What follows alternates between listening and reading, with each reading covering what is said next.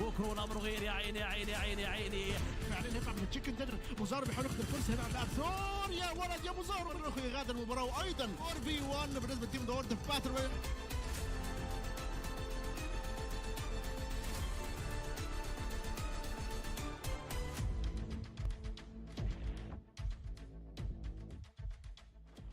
What's up, guys, and welcome. We're getting ready to hop into phase number 2. New phase, new opportunities for teams to step up and bring in some very, very exciting gameplay, of course, while bringing you your daily dose of PUBG Mobile action right here in the PMPL Africa Fall 2023 split.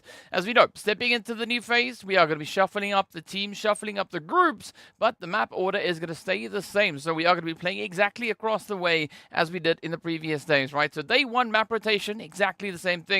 The only thing that's going to be changing up, of course, as I've already mentioned, is going to be those groups. But what we're also going to be looking forward to is to be seeing who's going to be the team to dominate this phase. Because based on what we last had happen, right, just back in a few days, of course, we saw the players there from Falcon White bring in a very, very strong and satisfying overall performance, walking away with those 4 winner chicken dinners. So there was quite a bit out on that table, right, as the team stepped it up. But as we know, right, this week, we'll get to see what these teams are going to be doing. And of course, while speaking about what we are to work through, we are going to be taking a look at it right here. As we can see, of course, we are working our way through the league phase, where we've got all our teams participating, looking to just crank out as many points as they possibly can.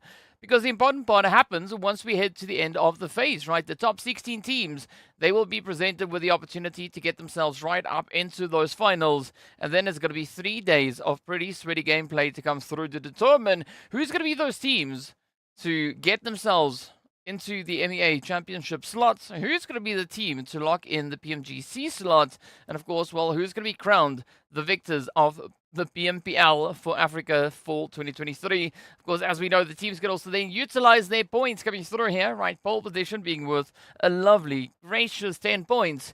And then it trickles all the way down, right? 7th to 8th position worth only 1 point. 9th to 16th is not going to be worth anything. So they're going to have to try and capitalize on as much of those eliminations as we know. Eliminations equals 1 point, right? Each elimination getting directly translated into that.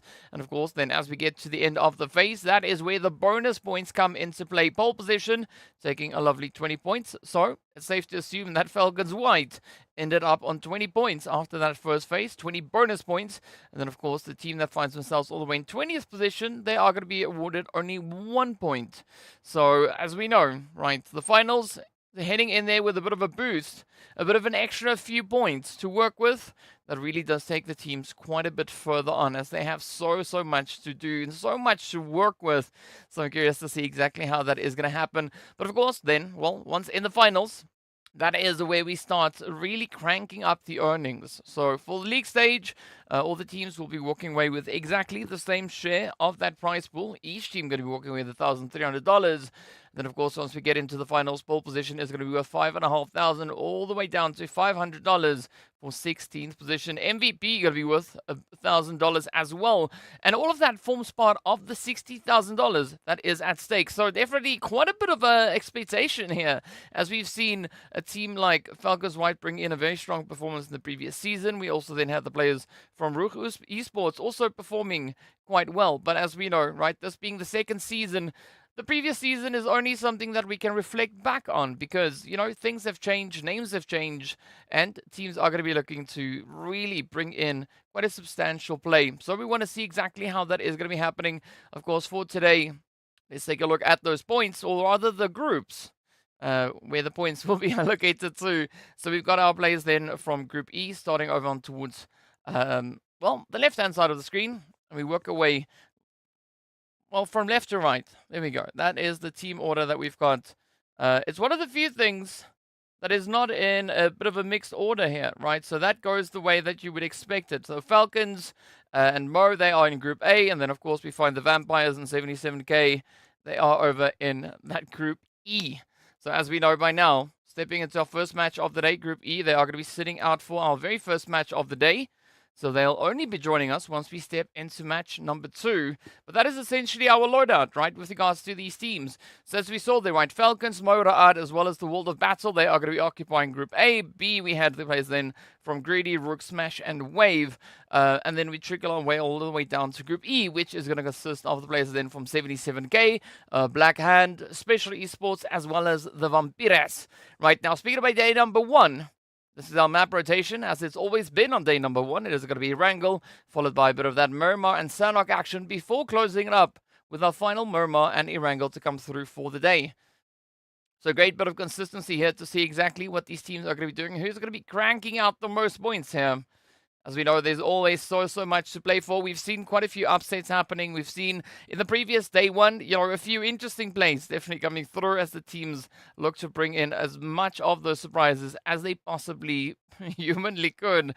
So I'm curious to see what day 1 rather, in phase 2 is going to be holding, as the teams now have had quite a bit of an opportunity to get themselves really accustomed to what to expect out on that battlefield. But of course, as we know, not all the teams are playing with all their strategies, because they are reserving a few of those, leaving them for the finals, right? But of course, speaking about the finals, here we go, looking at the phase points. So it's going to be Falcons White walking away on 20 points. We've got RUKH coming in then on 19. We work our way down to Raad, set all the way in 10th place with 11 points up. But of course then, well, we need to see what that second page looks like. This is essentially the standings, right? This is the slots in which the teams found themselves at the end of day 5 on phase number 1. Well, let's see what that second page is going to be. As we know, right, it's quite interesting to see the teams currently holding on to these positions. But taking a look at the rest of the positions, it's going to be Smash, Jack Digger, and Mo Esports situated towards that lower end of the board. So it is unfortunate to see teams sat a little bit further down, but, well, with the new phase, they will have that opportunity to try and bring in a bit of a change here. I mean, last season, around about this point, Smash, they were sitting in 18th place instead of 19th as to where we see them right now. So let's see whether or not Vampires and Mo Esports are going to be looking to crank it up. I mean, you can at least say that Mo Esports, they've been showing consistency, because last season, they ended the first phase in 20th position. This phase, this season, exactly same place. But I'm especially looking at a team like Mo Esports to see if they can rectify those performances, right? To see whether or not they can step it up to lock in that extra little bit. And of course, now speaking about points, let's take a look at those PMGC points. You can see the players there from the Vampires, all the way down in 20th position. Mo Esports, well, actually taking a few leaps up the board, now tied with Jack Digger in 16th and 17th place. But of course, as we continue upwards and onwards, it is going to be the World of Battle then locked into 5th, just above the players there from Clear Vision. So especially looking at that 1st to 7th place, still a very, very contentious position to play through. But as we know, there's only going to be one slot up for grabs, and that is going to be our pole position. Currently occupied by Falcons White, holding on to, what's that? That is 108 points. Wow. Alright, so Falcons holding on to a 108-point lead. So RUKH Esports definitely putting in quite a bit of effort, especially in this first initial phase, to try and close that gap. If you remember, they started off, I believe they were in 3rd place, potentially 4th place. So RUKH Esports really stepping it up, cranking out those points in that first initial phase to get themselves now just 108 points away. But of course, well, the buck is not going to stop there. They still have 2 more phases to try and close that gap and see if they can potentially maybe contest the side of Falcons White.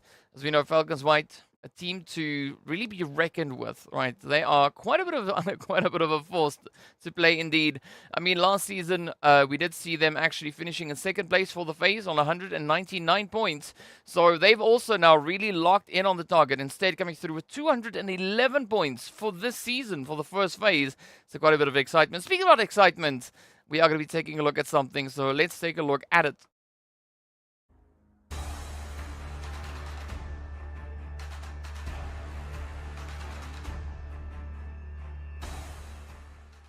وهنكون معنا زاكسي من تيم رعد، واحد من افضل اللعيبه المصريين وحاليا برضه في افريقيا. مرحبا بك زاكسي، وندخل مع بعض على الاسئله. اهلا بك استاذ.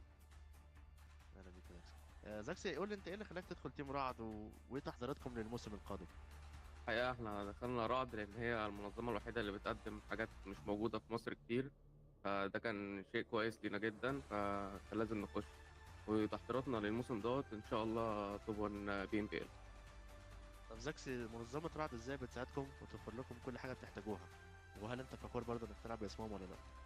طبعا جدا فخور إن أنا بلعب باسم رعد، والحقيقة إن هي بتوفر لنا كل حاجة زي جيمنج هاوس، وإن احنا كلنا دايما مع بعض في الهاوس، فالموضوع بيوفر علينا وقت كتير ومجهود، وبيساعدنا كسينرجي وكوميونيكيشن. ممتاز جدا. احنا شفنا منك يعني كلاتشات كانت حلوة جدا الموسم اللي فات. تفتكر انت لسه في المستوى البرايم بتاعك ان انت ترجع وتاخد اللقب الاول ليك؟ طبعا في مستوى البرايم، وممكن يبقى اعلى من البرايم كمان السيزون دوت، وان شاء الله تشوفوا احسن من الفات.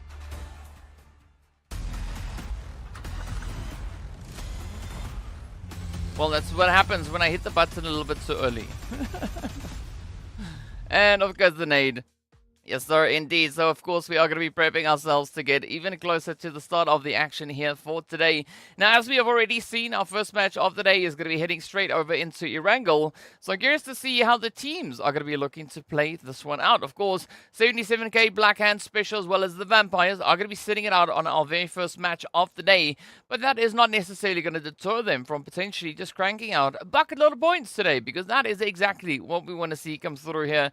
And, of course, looking to our previous Erangels, right? That first phase to get a bit of an idea as to what we could be expecting to see come through here today. RUKH Esports, definitely the most dominating team when it comes to Erangel, 117 points, of which they found themselves 79 eliminations. Now that is nearly double that of which the World of Battle has, right? They are sitting on 42, so that is quite an immense gap that they've got, nearly doubling their nearest competitor with regards to those overall eliminations. Now that does speak volumes as to the capabilities of RUKH Esports, but of course we've already seen a 20 plus winner chicken that are coming through from them, so no real surprise really coming in on that end.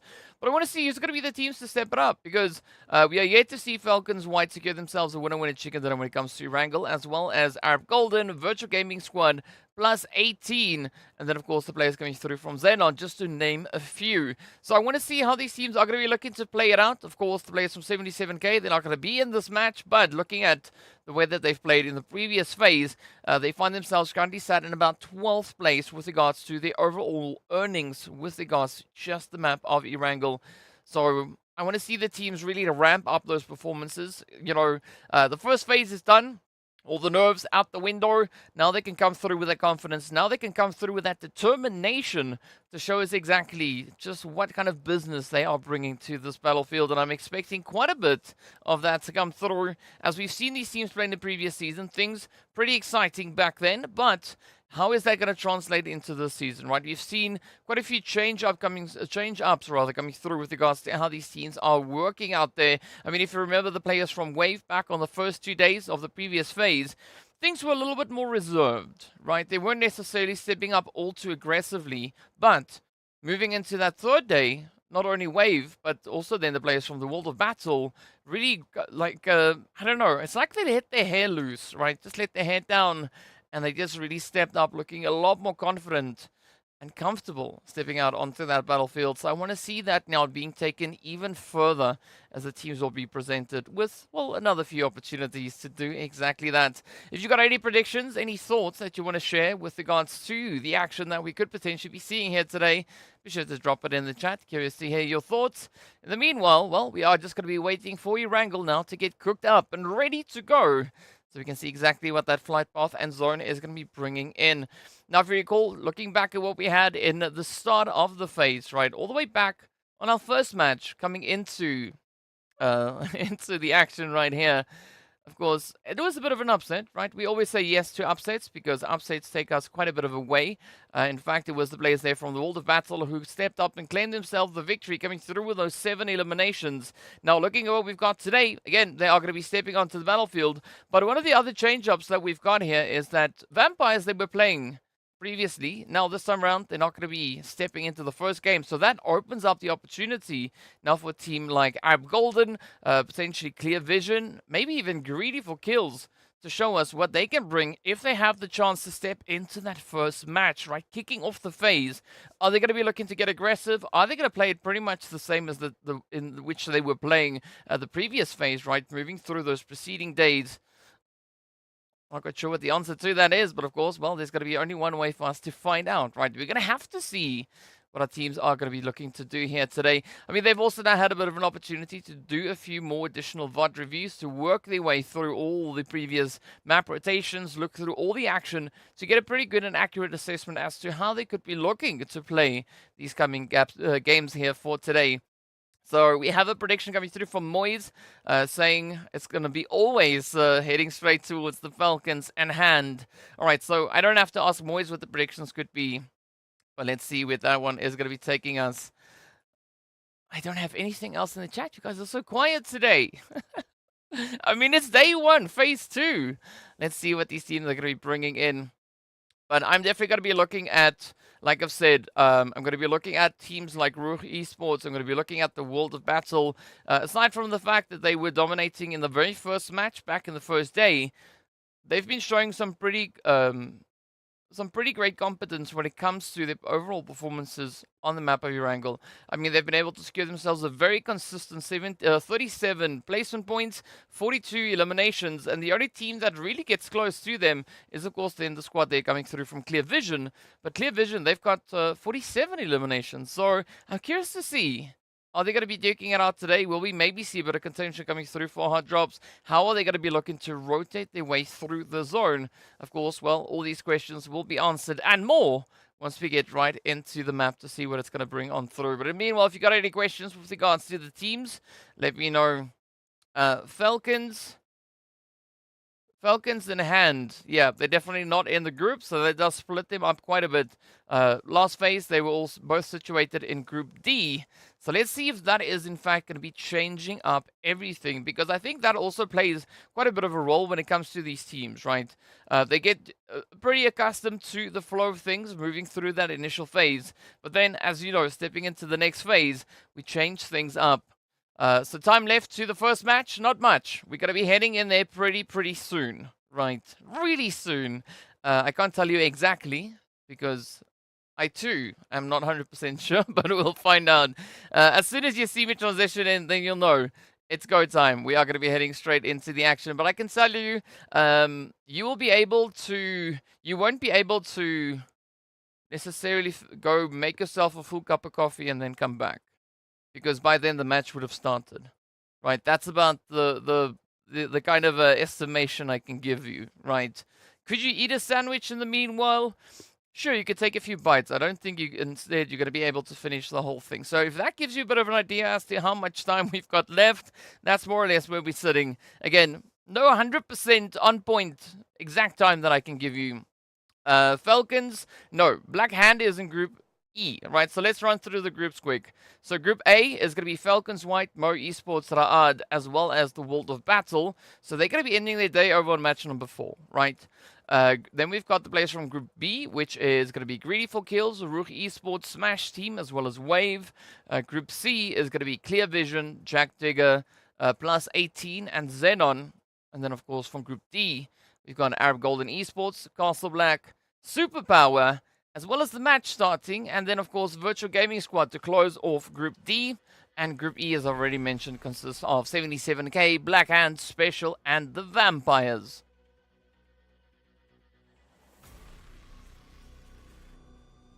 Alright, so speaking of which, there we can see who is currently playing on this match. The flight path, of course, starting us off all the way over towards Georgia Ball, heading down in towards Malta. It's a nice change coming through here. Very centered up flight path. So I believe the teams are going to be quite relieved.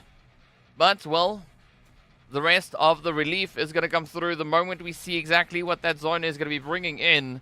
As we've seen a few surprise zones happen in that previous phase.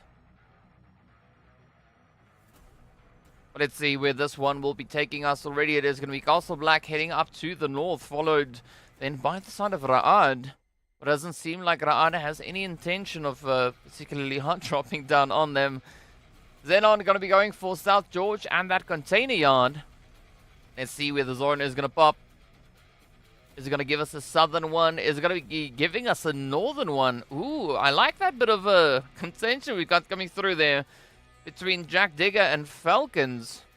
Of course, the zone going to be centering up right on towards Shelter. Well, Shelter, Farm, Malta. A bit of a trifecta that we've got going on right there. Yep, so those of you that are just joining us, remember, right? New phase, new groups. We change up the order. And that's the way the cookie crumbles. Alright, so it doesn't seem like we are going to be having any necessarily aggressive drops coming through. We got Superpower holding relatively close to XENON. Rad's still going to be maintaining their position up towards the north. Mike, you don't have to worry about posts. I'll just update you on stream. And I mean, you could also just rewind a little bit up until the part where you can see the teams, all their logos being shown. Group A is on the left, and it works its way to the right where Group E is. So we show that at the beginning of each phase, just to ensure that everybody has a pretty good idea as to what is cooking where. Meanwhile, up into Pachinki is going to be the players here from Virtual Gaming Squad. Going about their business. Looking to get themselves nice and properly looted up. I don't know if we are going to be seeing anyone looking to come contest them over here. But we shall indeed find out momentarily. And meanwhile, we are going to be cycling through the teams to see what everyone is getting up to.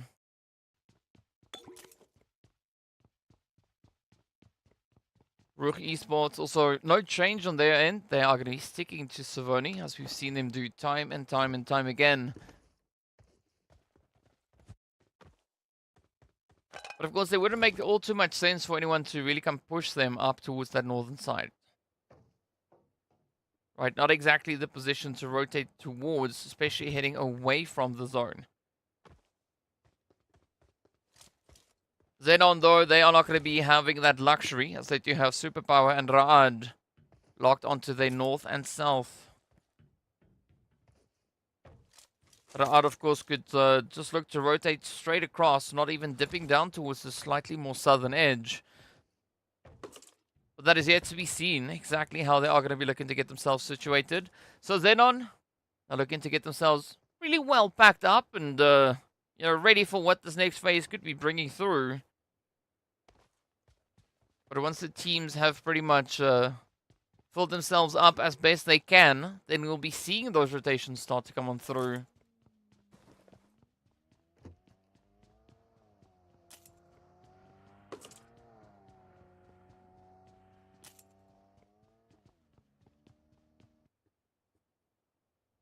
Alright, the World of Battle. Also just trying to keep it nice and quiet. A very spread out start though coming through for the World of Battle.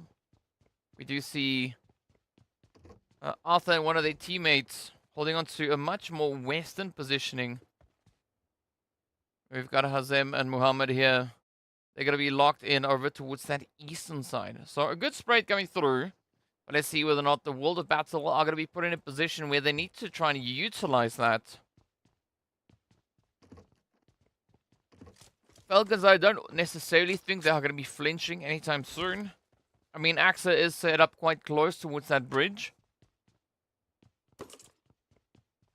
I think once we hit that second stage, second phase, that is where we could also then have the rotation potentially coming through from Jack Digger.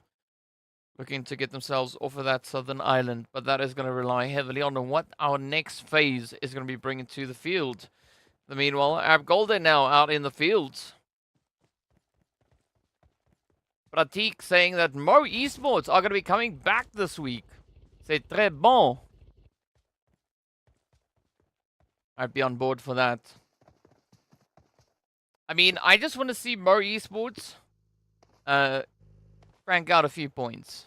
Or maybe more than just a few points, right? I want to see them just really banking on as much aggression as they can. I want to see that confident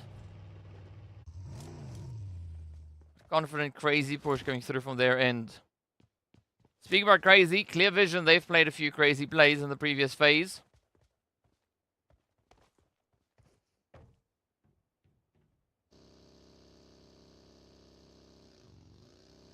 Up comes RUKH, also now looking for a bit of a rotation here.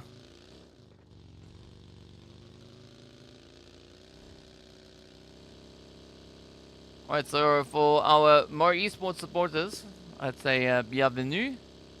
Welcome, welcome, welcome. I've already said hello and welcome to everybody else as well.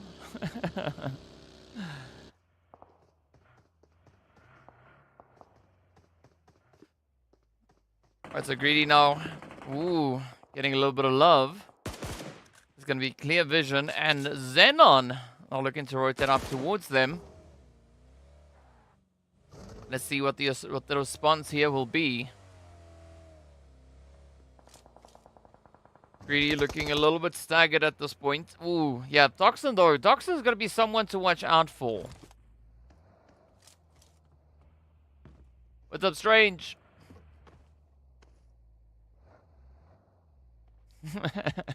Grounds with the What's up, Africa? Yes. What's up, indeed? Let's see what these teams are going to be doing. So, XENON, they started with a bit of rotation. They've now claimed Potato Hill as their territory, at least for the time being. In the meanwhile, look at that. Castle Black, RUKH Esports, and RUKH are going to be rotating up side by side to get themselves situated. Are they going to be crashing down into Yasnaya? In the meanwhile, is it going to be Smash now? Experiencing a little bit of difficulty there. As they are going to be hit quite extensively. I mean, +18 right there alongside them.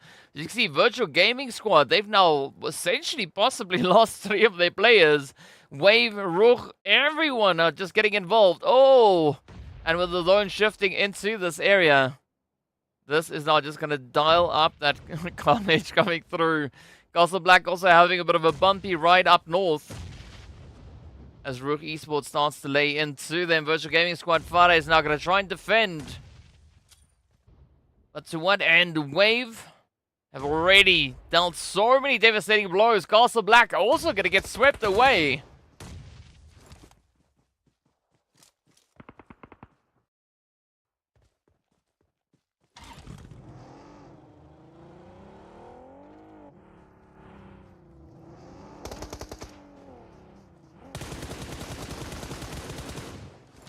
There we go, nice bit of action. I love how these teams are stepping it up. I mean, we've not even completed our first stage and we've already lost 3 teams. Teams essentially throwing caution out the door. As they've decided, you know what, this is phase number 2. We're going to step it up. Berlin is going to come in here and surf on vehicles.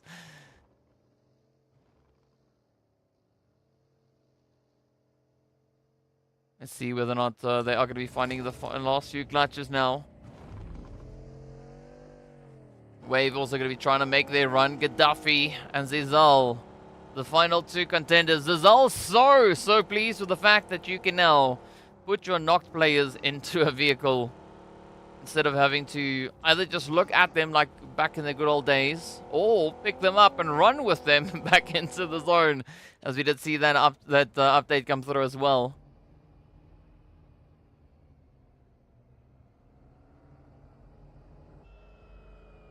Golden are just going to be sitting there, waiting to see who's going to be rushing towards them as they are locked in on shelter. Of course, the teams are going to be starting to climb the hill. Golden not necessarily having the clearest line of sight, especially not in this current position. Sure, they can see up the hill, but that is pretty much the extent of it, right? They've got no line of sight coming in, as to who's coming in behind them, who's rotating up beside them. Ooh, Elisio has been found, and that is MEA Esports. Down they go. 13th place, though. 1 elimination up.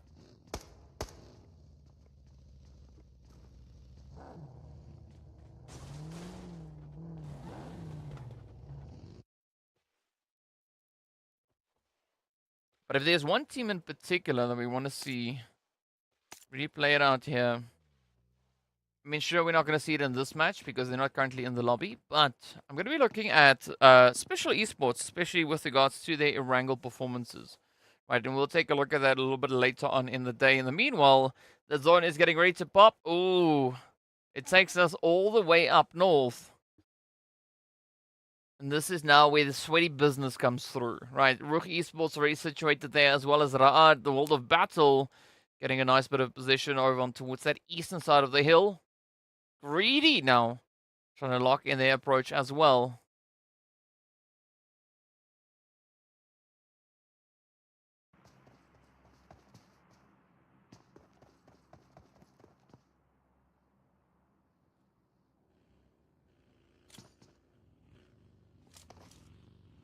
Let's see what Black lost. Oh, well, we don't even, I can't even complete my sentence as Black lost steps up. Oh, with a beautiful suppress S12K. Now that is exactly the kind of plays that we want to have more of. Teams just popping off all over the place. Oh, speaking of popping off, this is going to be XENON. I'm trying to lock onto target.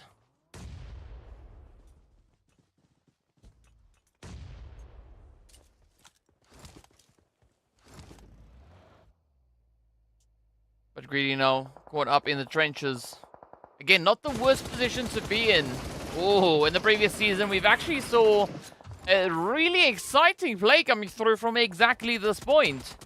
I don't know if you recall, all the way back when we had that double nade. But in the meanwhile, let's see how this play is going to unwind now, as it is going to be FALCONS off in the distance. XENON looking to get nice, up close and aggressive. Ooh, it's going to be a drive-by nade. Senke finds sight. Down they go. That's going to be up to the rest of FALCONS to defend. That was a very cheeky delivery method. I don't think I've ever seen that. Hopping in a vehicle, driving up close, then yeeting out the nade and running away.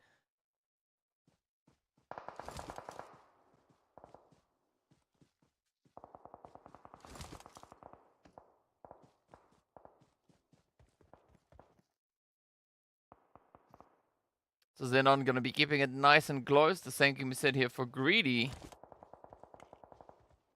But again, neither of these teams can really look to expand their current position all too much. Especially looking at the number of teams held in the vicinity, it is going to make things a little bit more challenging. Ooh, speaking of challenging, we do say goodbye to Ninho as they get traded up. So Superpower now have to power through with the 3-piece. Dropping down to 3/4 of their players here. Smash in the meanwhile going to be rotating along that southern side, looking for a bit of a jump. Maybe they can get the jump in on Jack Digger as the Zor now yet again shifts even further up north. So at least the good thing is that we're not going to be seeing a crazy sweaty play coming through pretty much there where Smash is right now, right? That is, of course, we've seen one of our previous zones ending.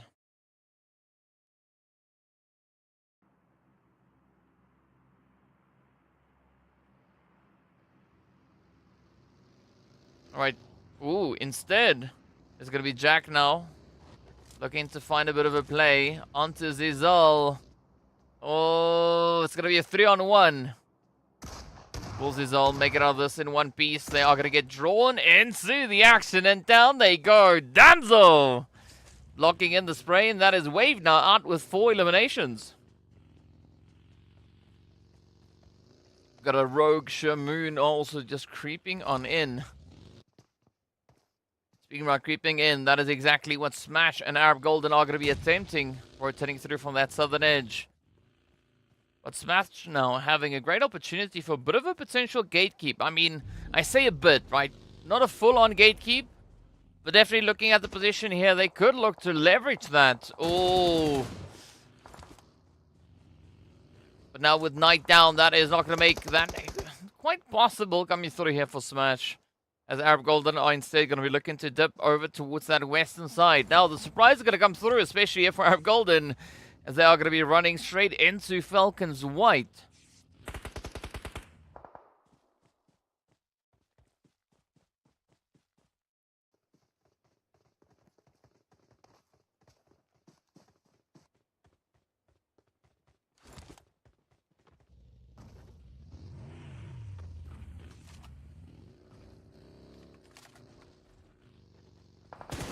Golden are trying to figure out the approach here. Ooh, Smash already down to 2. So 7 Reef or Arif.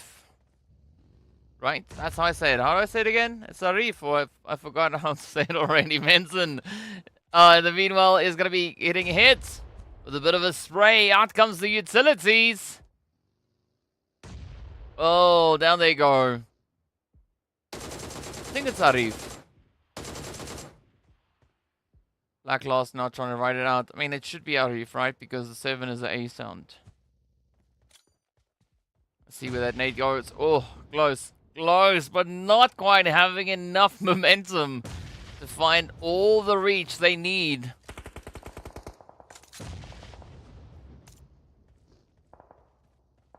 Now Arif, Black Lost. We're looking to keep it nice and quiet. Ooh, another attempt coming through here. Is it going to bounce over the rock? No, instead it explodes above the rock. So QTEL going to be finding themselves in a bit of a sweaty spot as Simon and Hazem now starts to make their rotation.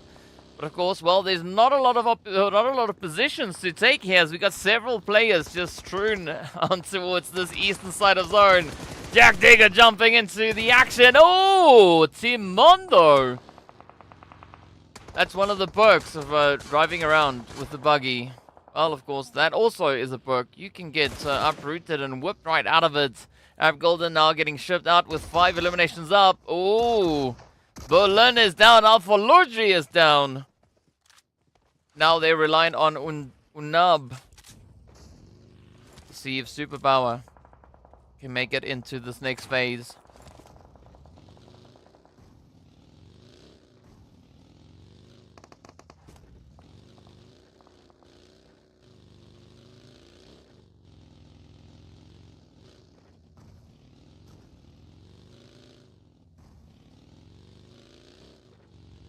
Crowns, you say this type of zone. You're talking about the circular zone. We see that every match. If you're talking about a Erangel circular zone, we also see that, well, every now and again. At least once a day. In the meanwhile, there's going to be Superpower now down to 9th place. As they will get eliminated. Unab not going to be able to continue into that next phase. Of course, 2 minutes left on the clock until the blue has closed up all the way through. XENON still now going to be looking to play. Oh, a bit of a position here. But still, they have to contend against the side there of Greedy. FALCONS now going to be looking to lock in their push. Oh, so far so good. At least for FALCONS White.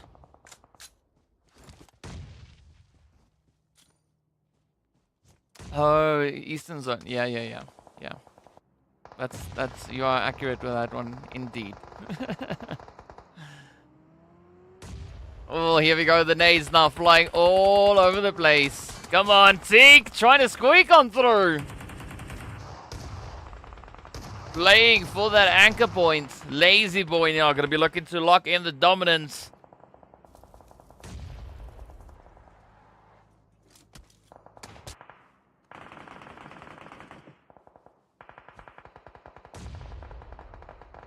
Beautiful nade coming through from Gary Boy. And that is Teak down. FALCONS not quite down just yet. But we do say goodbye to Smash Team in the meanwhile. Oh, up comes the repayment now from Zuxi. As they too start to reach on through. Raad now looking to set up quite a bit of a dominating position here. They can pressure the living heck out of XENON.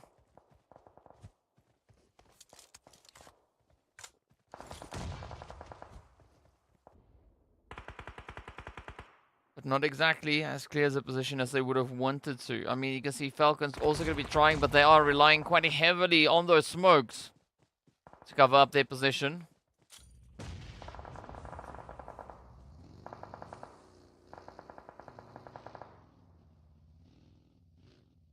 Let's see if Raad are going to be able to bounce back. Speaking about bouncing, oh!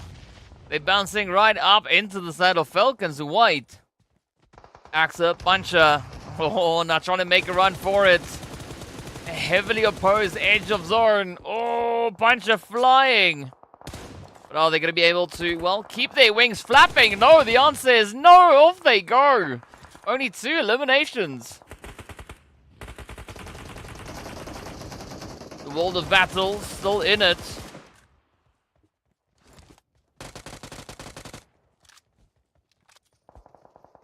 Now gonna be looking to apply a bit of that pressure. Ooh, but you gotta watch out for Toxin. As I said before, Toxin has been proven to be quite a bit of a menace, quite a bit of a rebel. Oh, but that is how the world of battle deals with threats, right? Kronos sends out nades, but of course then they get met with one themselves as NASA comes through to close it up. That is the world of battle now out with 7 elims. And with that, of course, we are down to only 4 remaining teams. Ra'ad at it again. Nice spray there onto punch pusher. But will we see Ra'ad now become the pushers? As they are going to be looking to close the gap, find themselves a bit of a position in towards the zone. Maybe lurking over towards that southern edge of zone is not the most opportune angle to be taking. As we do have Toxin situated right there with the rest of Greedy.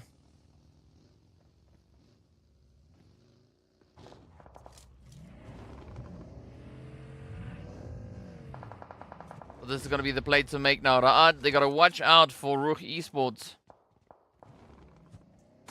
But if they succeed, they could very well take down what is left here of Greedy.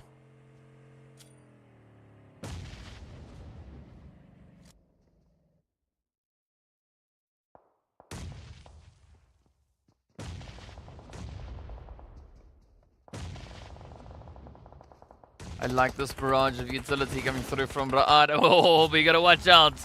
Toxin seems to be near immortal. As they just dip, dodge, duck and dive their way through. Even managing to evade the lead. There we have it. There we have it. Greedy gonna be looking to turn the table on its head. Jack Digger now gonna be the team with the most players, and none of the teams with the most players left.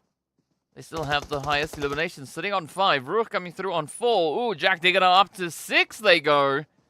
Ra'ad also going to be sitting on 6. But let's see if Jack Digger can lock this one down.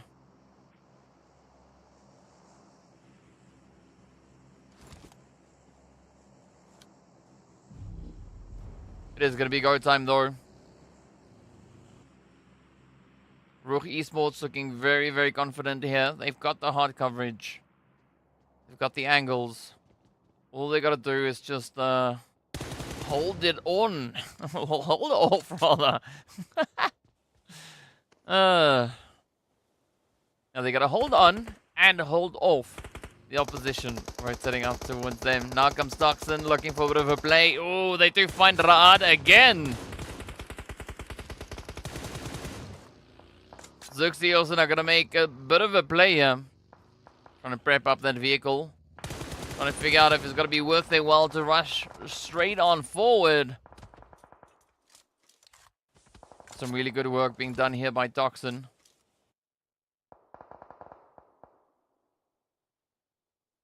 Now the problem comes, right? The zone has moved up to the north. Greedy, they don't have a lot of time left.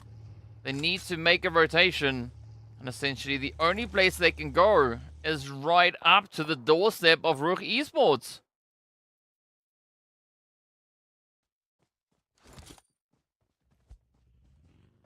Yeah, Shamu, that is a D, not a O. It's JDE or Jack Digger.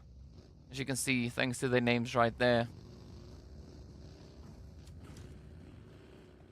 Greedy slowly encroaching up on Jack Digger, looking to see if they can get the jump, but we do say goodbye to Toxin though. Ooh, NASA now in a very sweaty position.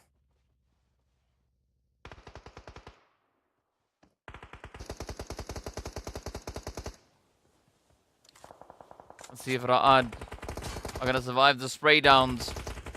Oh, so much lead flying all over the place. We are still sat on 4 teams. Nothing has been decided. Greedy still trying quite heavily to get themselves situated as they are going to be looking to push through. I think RUKH Esports, they might have this one in the bag. They can handle themselves quite well when it comes to these engagements, especially adding to the fact that they have the only hard coverage.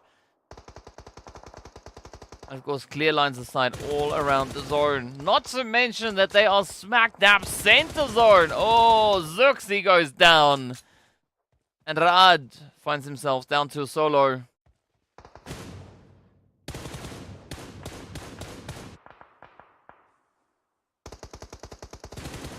Alright, that is Greedy out. 5 eliminations up.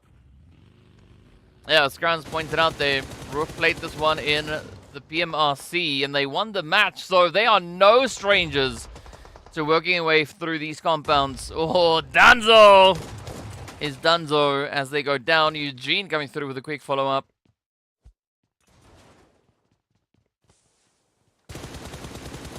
Again, getting spotted. Good response, though. Taking down Camper, and now it's going to be Raad looking to claim a bit of a position here. Oh, down to none they go, but Raad having a really good finish. Very, very exciting match indeed. RUKH Esports coming through with 9 eliminations to their name. I think it is accurate to say that Crowns called that one. So well done, well played. Let's see if we're going to have the stats. Yes, there we go. 1535. That is the amount of damage they were dealing. And, well, they recovered 451 damage. So very, very exciting stuff to see come through there from the side of RUKH. But, well, as the Crowns pointed out, right, seeing that they did this in the PMRC, there's no real surprise to see them being able to replicate that exact play yet again. So big congratulations going out to them as well. But, well, now we got to see exactly what these points are going to be doing. A boiled egg. Sure. So with 9 eliminations, winner chicken dinner, we know that that is going to be 19 points. But before we get anywhere close to the points, of course, we are going to be taking a look at a few of the highlights from this past match. Just to remind you as to everything that our teams did and how they actually got themselves into that position moving through towards the end. Here we go.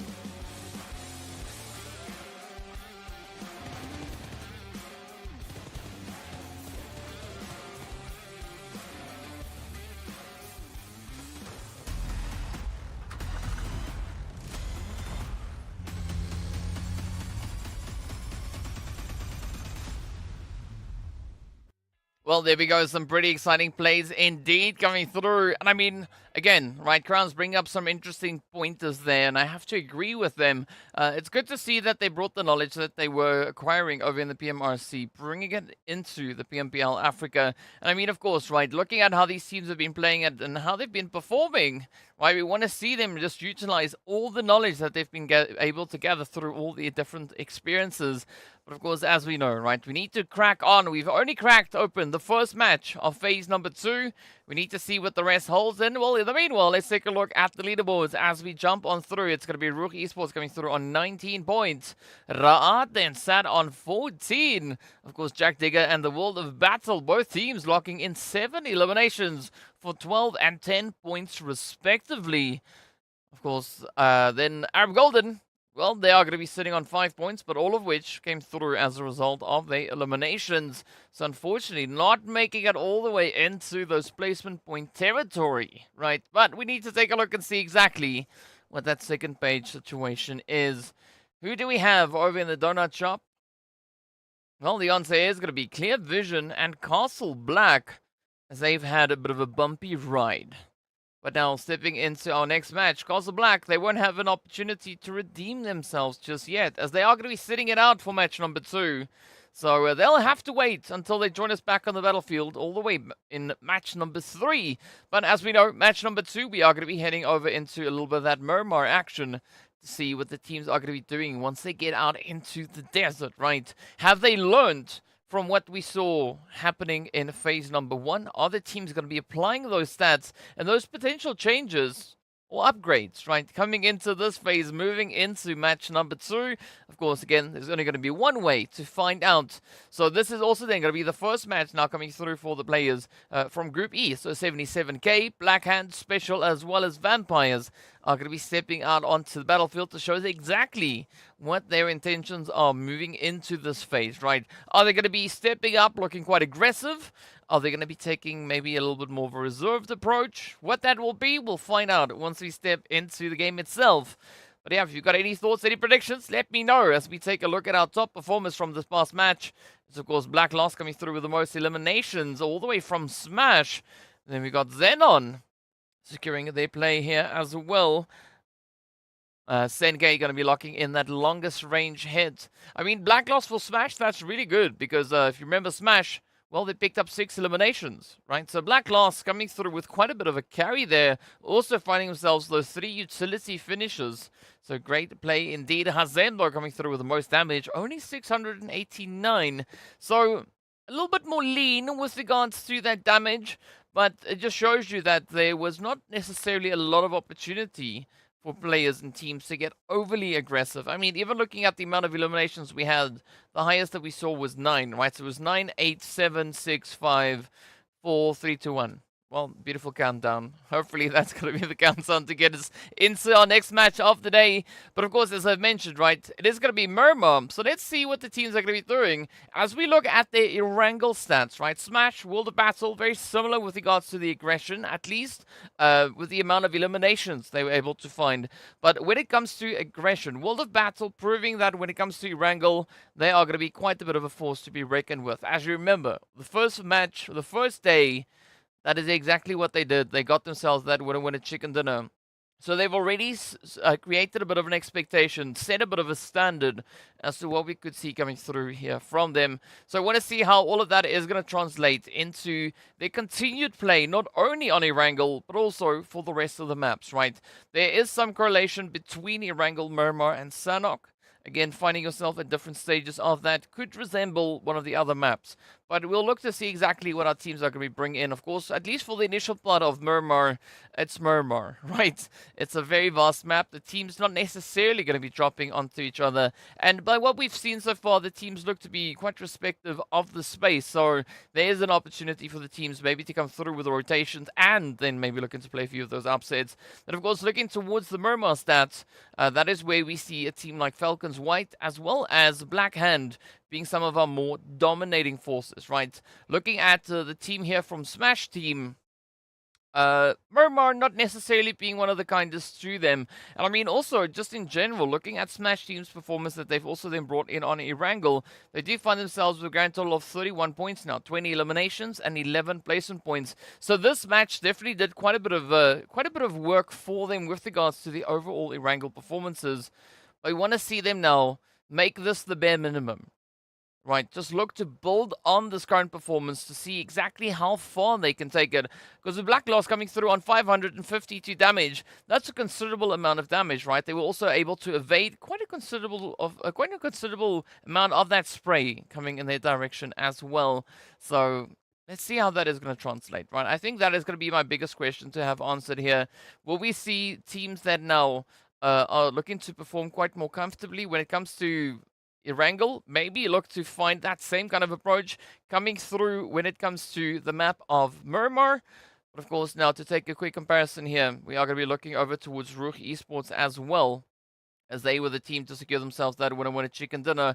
9 eliminations, a big contribution coming through here from Eugene and Default, with Rami and Pusha now also bring in a bit of that assistance, right? Eugene, though, being our master evader, coming through with only 28 damage received. So that's a very good stat to be looking at. But again, looking at RUKH Esports' overall performance, no surprise really. I mean, they are holding on to 136 points, which they've been able to acquire just on the map of Erangel. And again, now 88 eliminations. So they are definitely adding to that stack more and more. as they have several opportunities to play on Erangel. But of course, we will be heading into the match very, very soon. I can hear the plane now starting to, warm up those engines. I do think the pilot, yes, the pilot is doing the pre-flight checks. So we'll be heading out onto the plane to see exactly what that flight path and zone is going to be bringing on through. Of course, if you've got any predictions as to where you think it's going to be going, be sure to let me know in the chat. I just hope the only thing that I'm hoping for, rather, is going to be for that zone not to center up on Los Higos. Right? If Los Higos is center zone, you know that's going to spell disaster. And that, of course, is what we saw in the previous phase. So there's a potential for a bit of an upset. I mean, that is also one of the few instances that we've actually seen the zone move in such a strange way. Also, those Eastern Islands, right? They've also not been in play all too much. But more specifically for this map, I want to see a nice center zone coming through. The flight path can essentially be wherever it wants to be. But in the meanwhile, we are going to be hopping in to see exactly what our teams will have to work with as we make our way on down. Oh, we are going to be starting over on the eastern side. There are those two lovely islands. Hey, what's up, Jihad?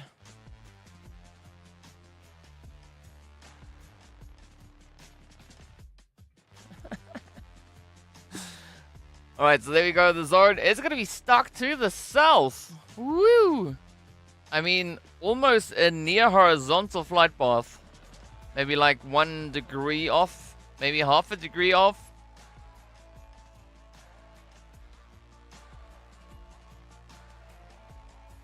Yeah, Jad, you can't come out here saying things like that. You've got me mistaken for somebody else. I agree with you. That's a bold statement, Jad. I mean, well done for catching everyone off guard.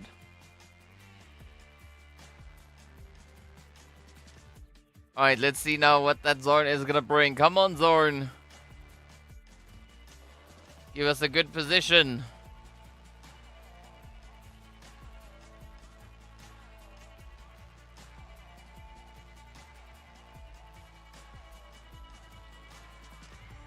Alright, so the zone is gonna be sitting over on towards the western side.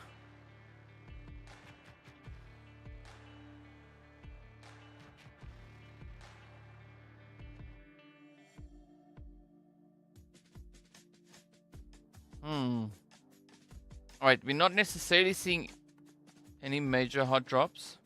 I mean, special, smash, yes, they are in Los Leones, but that's not going to be of any major concern. The Vampires, the Vampires holding on to Chumacera.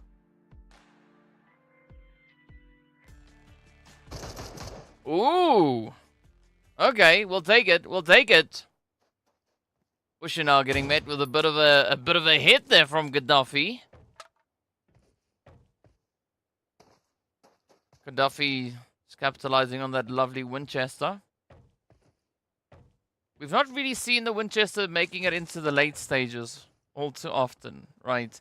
I think it's pretty much similar to the crossbow over on Livik. Gaddafi even no-scoping it. So that is going to be RUKH Esports now. Ooh, starting off with one less, potentially. Again, it's not a given just yet. Ooh, there we go. RUKH coming through with a bit of a helping hand. Gaddafi not wanting to stand still for too long, you know. Especially looking at the fact that RUKH Esports are holding up right here alongside them.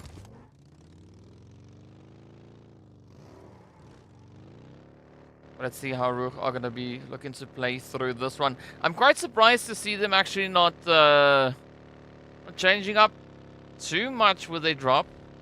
Still maintaining their position up on towards the edge here. Maybe they are going to go exploring a little bit further on. In the meanwhile, it is going to be the World of Battle now dropped down into Picado. Wave, they've now changed over to Graveyard. Well, we've obviously seen them already getting to a bit of an engagement there with RUKH Esports. I mean, Falcons, they are going to be quite happy about the southern zone. Well, especially the southern flight path. Because they can now play through via Del Mar. And start their rotation from there on forward.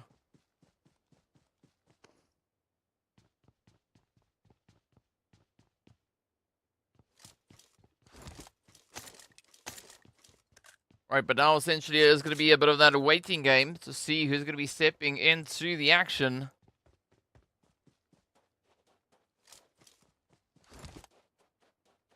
But Jack Digger, they stepped it up quite a bit over on Erangel. Let's see what their play will be here. Of course, also we're going to be waiting for our 4 returning teams, right? Our Golden, Castle Black, Superpower. Oh, no, those are the ones that's sitting out. Never mind me. It's going to be 77k, Black Hand Special, and the Vampires. And Godika is looking in the wrong places.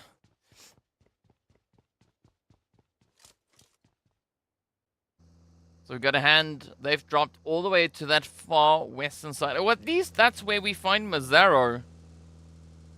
So that's definitely quite an interesting starting point for Black Hand coming through here, taking a very wide 2-2 split. Oh, that's a 3-1 split. 77k though, they've dropped in the usual location, all the way up in towards Puerto. So nothing out of the ordinary there. Let's see what their rotation is going to hold. Are they going to rotate straight through into Los Leones? Are they going to stick to that southern coast? Or could they maybe look to change it up even beyond that? Think about changing it up. Up comes Mo Esports.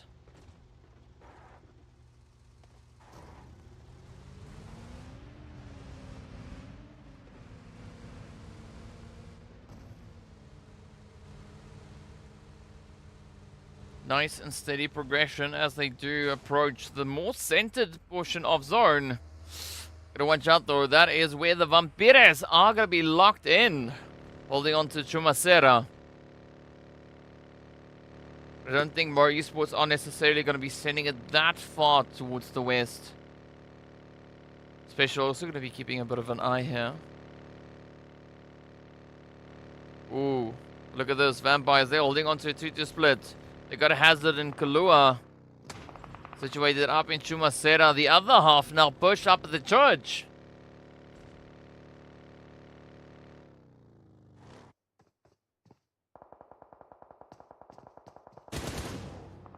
Great spatial awareness coming through here from the Vampires.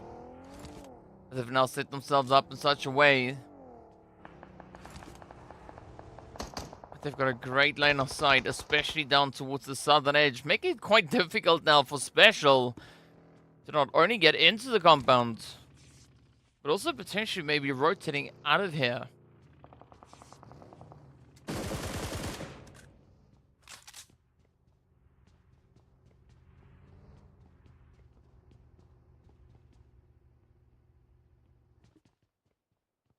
So, Vampires now just trying to set the perimeter, right? Saying to the rest of the teams in the vicinity, don't cross this line. If you do, well, you are going to force us to send a little bit of lead across. Meanwhile, it's going to be Wave also rotating up from that eastern side. Zazorn is slightly forcing the hand of the teams. I mean, this still being early stage. The blue zone is not going to be doing all too much damage. But essentially, you want to try and evade or unwanted damage as best you can. RUKH, Greedy, still having to find their way in. 77k. Jack Digger also now opting for more of a bit of a southern play to come through here. Well, if they continue on this pathway, they are going to be meeting each other very, very soon. In the meanwhile, let's see where the zone is going to be taking us.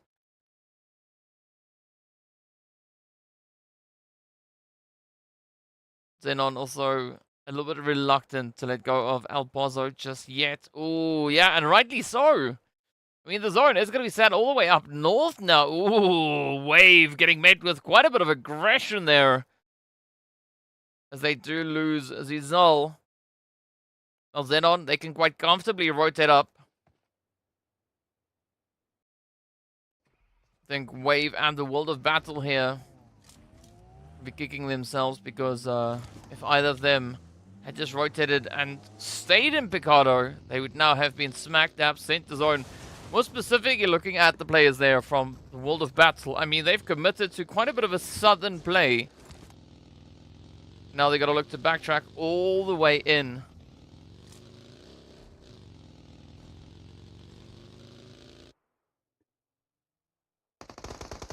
Speaking of which, here we go. Smash there, ready to welcome them in as they start to retrace their steps. But this time around, returning to Picado is going to prove to be quite a bit of a challenge, as we have several teams now locked into the vicinity. And that's already now what they are going to be starting to experience. We got a wave, we got +18 holding here. We got clear vision up on the ridge. Oh, look at Shadowin and Escanor. Very determined to take down Petrox, and they do succeed. But now it's going to be that time for the confirmation.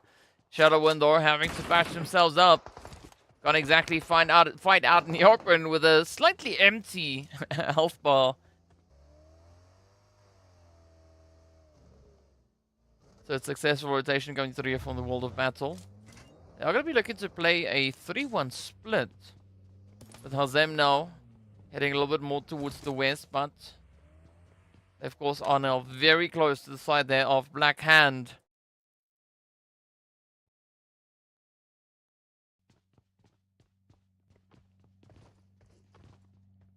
Greedy, RUKH, clear vision, still approaching from the north. I mean, essentially everyone has made it safely and securely out into the safe area. But are they going to be making it all the way into this next phase? As the blue zone is going to be closing up. 77k still have a little bit of a way to go.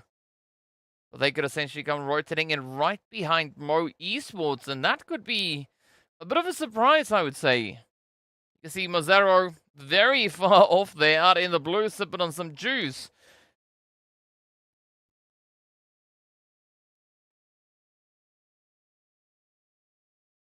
Let's see what the zone is going to bring on in. Jack Digger also taking up a nice eastern positioning. Again, not full sending it. We do have Fromar scouting things out, but of course the zone is going to shift all the way back up to the north. And this time around is going to be Greedy, finding themselves essentially close to center zone. Not exactly smack dab center, but close enough to say that they are within the center region of the zone. Of course, they are sharing that position with clear vision now, and the side of XENON as well. So it's not going to be the easiest position to hold. Smash also now having to find their way through. You can see quite a bit of opposition just ahead. Vampires also just hanging in the wing. Unfortunately for Knight, that first vehicle that they opened on, that unfortunately is a stationary one, right? It's a prop. It's not going to go anywhere. There was a little bit of a wasted spray on that one. And meanwhile, let's see what Mo are going to be doing. As we have Smash now looking to set up a bit of a gatekeep. Ooh. Smash trying to leverage the position.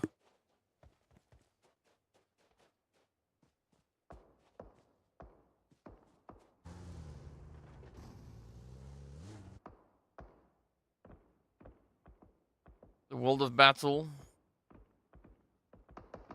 They've now disengaged from Picado itself. Repositioned over towards that more western side, but so far it's been proving to be a little bit of a costly decision.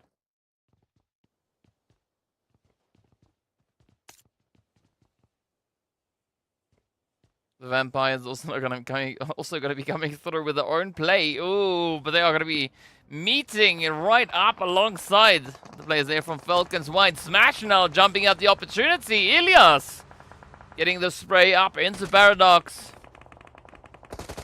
This is not looking good though. The rest of Mo, well, they find themselves now at the mercy of Black Hand and the rest of the teams.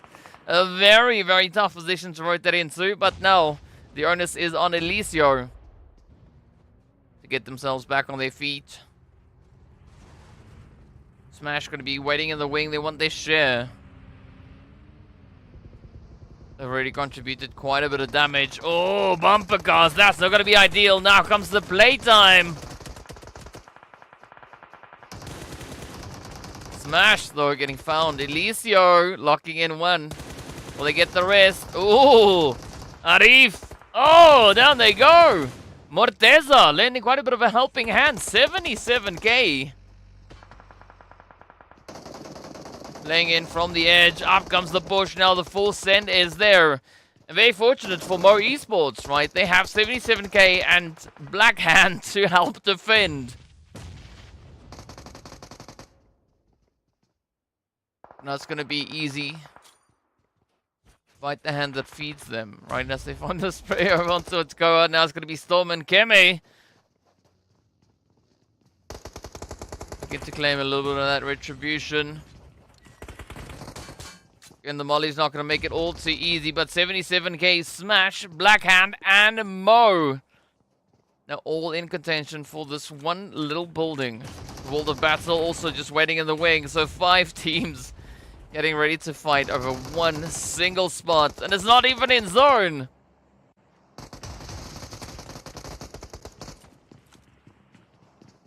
A lot of mobility coming through here from 77k. Trying to strafe their way through.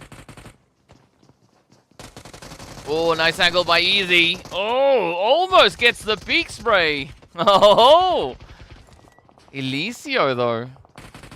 Looking to save the day. Hansley not in a position where they could look to make a bit of a difference. Fajita, beautiful follow through. Let's see whether or not Hansley is going to be clocking in. Yes, indeed they do.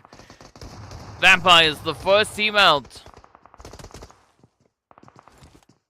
Of course, that is much, much further away from here. Smash team also will follow suit. But they get sent out with 4 eliminations. As opposed to the 1 coming through from the Vampires. So +18, Wave, 777, Mo, all down to solos. But Mo, they are sitting on 5 eliminations. As we do say goodbye to 77k.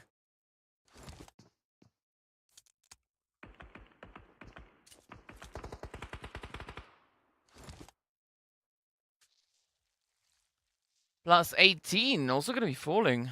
Ooh, now we're down to 2 solos. It's Hainsley and Keme, at least right here. The World of Battle, you can see those pink dots up on the mini-map, just waiting on the inside of zone.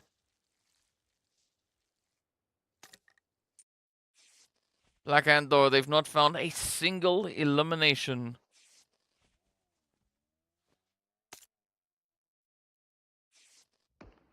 Hainsley is going to play a serious game of hide and seek. Going to try and rotate their way out of that position, though. Right, trying to get themselves back into a decent spot. In the meanwhile, is going to be Raad and RUKH Esports fighting for the north.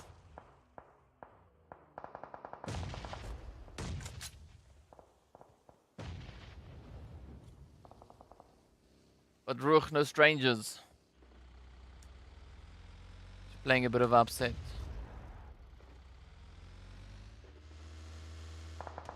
I mean, sure, they've not yet had the most insane run on Miramar, but, you know, they are quite a confident team. So let's see how this one plays out for them. Quite a bit of ridge work coming through as the zone now shifts further down south. Hainsley still alive as we did see them hopping in the vehicle. Meanwhile, we can't exactly say the same there for Broly coming through from Special. Oh, Hainsley. The zone gets the better of them, and down they go. It is going to be 12th place for Mo Esports. At least a very acceptable 5 eliminations coming through for them, so well played. Now it's going to be Falcons climbing the mountain, looking to contest XENON for the high perch.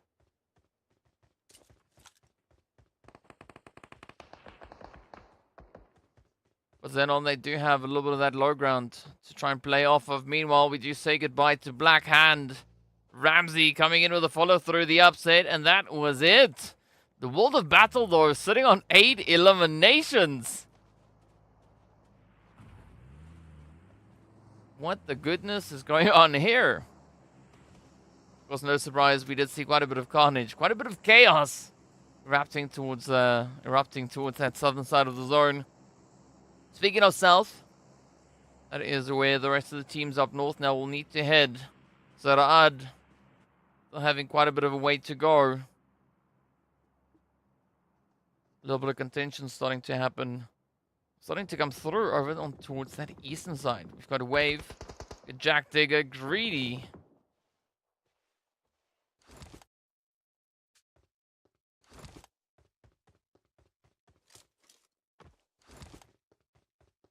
But now the teams have gotten a big majority of that aggression out of their system. Now they've cooled down the pace.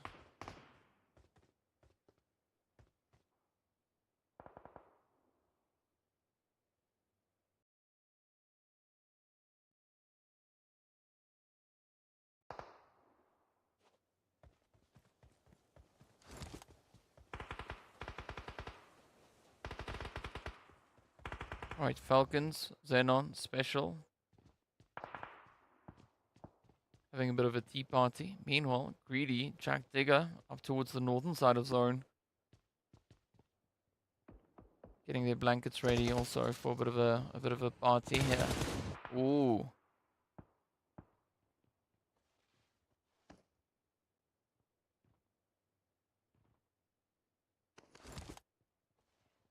So NASA now trying to play a very sneaky position, but again, not allowing the greatest line of sight to move on forward. So Falcons, as we can see, they are holding on to 1 elimination with 3 players up. RUKH Esports also then sitting with 3 players and 1 elim. Greedy, they've not yet found anything but a very substantial performance so far coming through from the world of battle. Now just patiently awaiting the next zone as they sit there just on the edge. Oh, now that is exactly what we need to see. The zone moving up into limbo. Neither here nor there. Closing in on itself. Falcons, XENON, they also got to follow through. Special just chilling, waiting for something to come in. Oh, you can hear the sprays erupting off in the distance as Greedy and Jack Digger get down to business.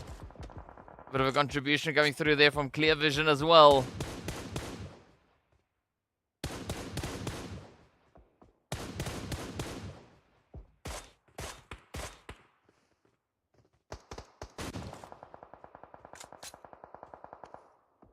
RUKH also now starting with a nice setup. Essentially, they've got control of the entire northwestern side of zone.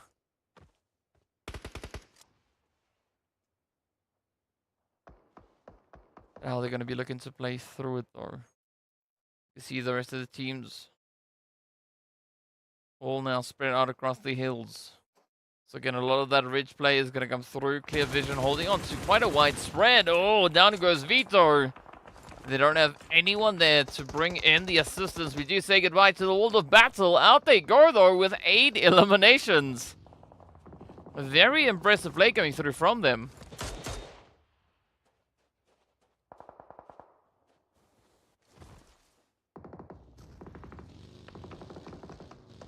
Clear Vision getting ready for a bit of a push. Vito now getting picked up by the ambulance as Van Kid tries to climb the hill. Get them back up into safety. Meanwhile, nothing has changed all too much here between XENON and the Falcons. Still, we have Special hanging on alongside them. And of course, Greedy. They are going to be putting their farewells.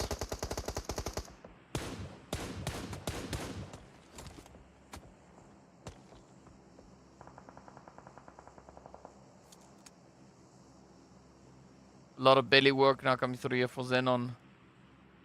They are perched quite high, but, well, several of the opposing teams having some kind of a line of sight.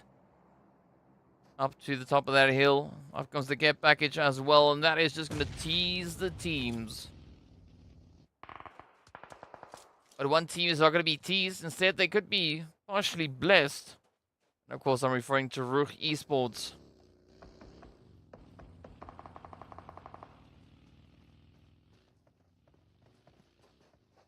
Clear Vision also now waiting quite patiently on the edge of zone. Vito is going to be testing the water, looking to see if someone has any eyes on them. And with a clear go-ahead now coming through there from Vito, well, the full team looks to send it up. As we anticipate this next zone closure, where's it going to take us? Another nice, comfortable shift? Or is it going to be something a little bit more aggressive?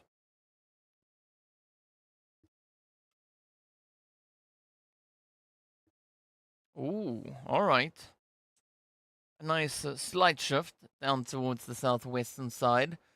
So XENON are going to be feeling quite confident as they've already been able to establish 2 of their players within the zone. RUKH Esports are going to be jumping at that rotational opportunity.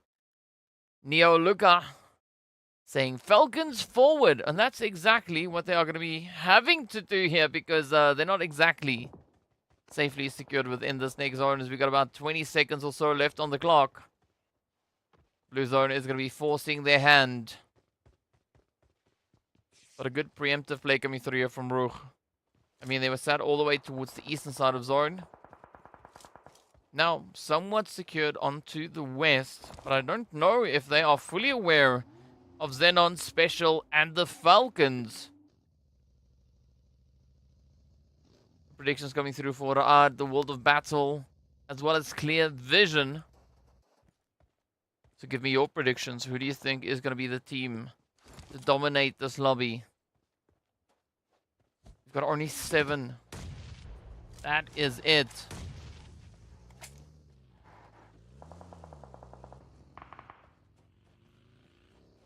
Right now it's going to be go time as the blue zone is not going to be tickling. Instead, oh!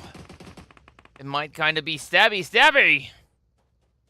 That is Falcons out. 1 elimination. I mean, a very interesting run for them so far here today. Sitting with a grand total of only 5 points. But maybe they're cooking up a bit of a surprise here. Special. Yep, they're going to receive the delivery of aggression coming through from Clear Vision. They're not also going to be looking to spring into action. Oh, there we have it though. Marshall coming in with the M249. Punishing Vito for staying out in the open a little bit too long. Sometimes laser focus is pretty much called for. But other times, it does tend to bite you in the butt. Ooh, was that Van Kid that I just saw with the AWAM? Did I just see that right? Ooh, well, if that is the case, I mean, Van Kid definitely seems to have some kind of a bolty there. I think it was going to be the AWM. In the meanwhile, it's going to be Perks now, reaching across the way with a bit of utility. Digging their way into the side here of RUKH. But a good position also then being held here by Jack Digger. Ooh. Alright, XENON sneaking in a bit of a trade. Folks keeping it nice and quiet. Okay, so I got it right. I did see the right weapon. Meanwhile, we do say goodbye to Special Esports. I want to see Van Kid whip out the AWAM. XENON now finding themselves in quite a bit of a tough position. Oh no, that's the SLR.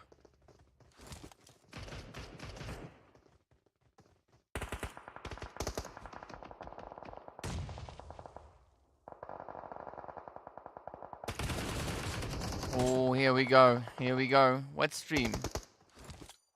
I can still see what's going on. I don't see no crashiness nowhere. Alright, in the meanwhile, RUKH though. Out in first place they go. Decent tally coming through for them as we are down to our final 4 teams. Oh, Clear Vision! Jack Digger! Stepping up to the plate. But now it's going to be Clear Vision to try and clean it up. They've already gotten quite a bit of reach. Are they going to find those additional angles? The molly's now getting exchanged. Senke also going to be hiding just on the edge. Alright, so Jack Digger, they are out of here. It is now up to Rami, the final player. At least for the side there of RUKH. Of course, NK still going to be nice and sneaky on the edge.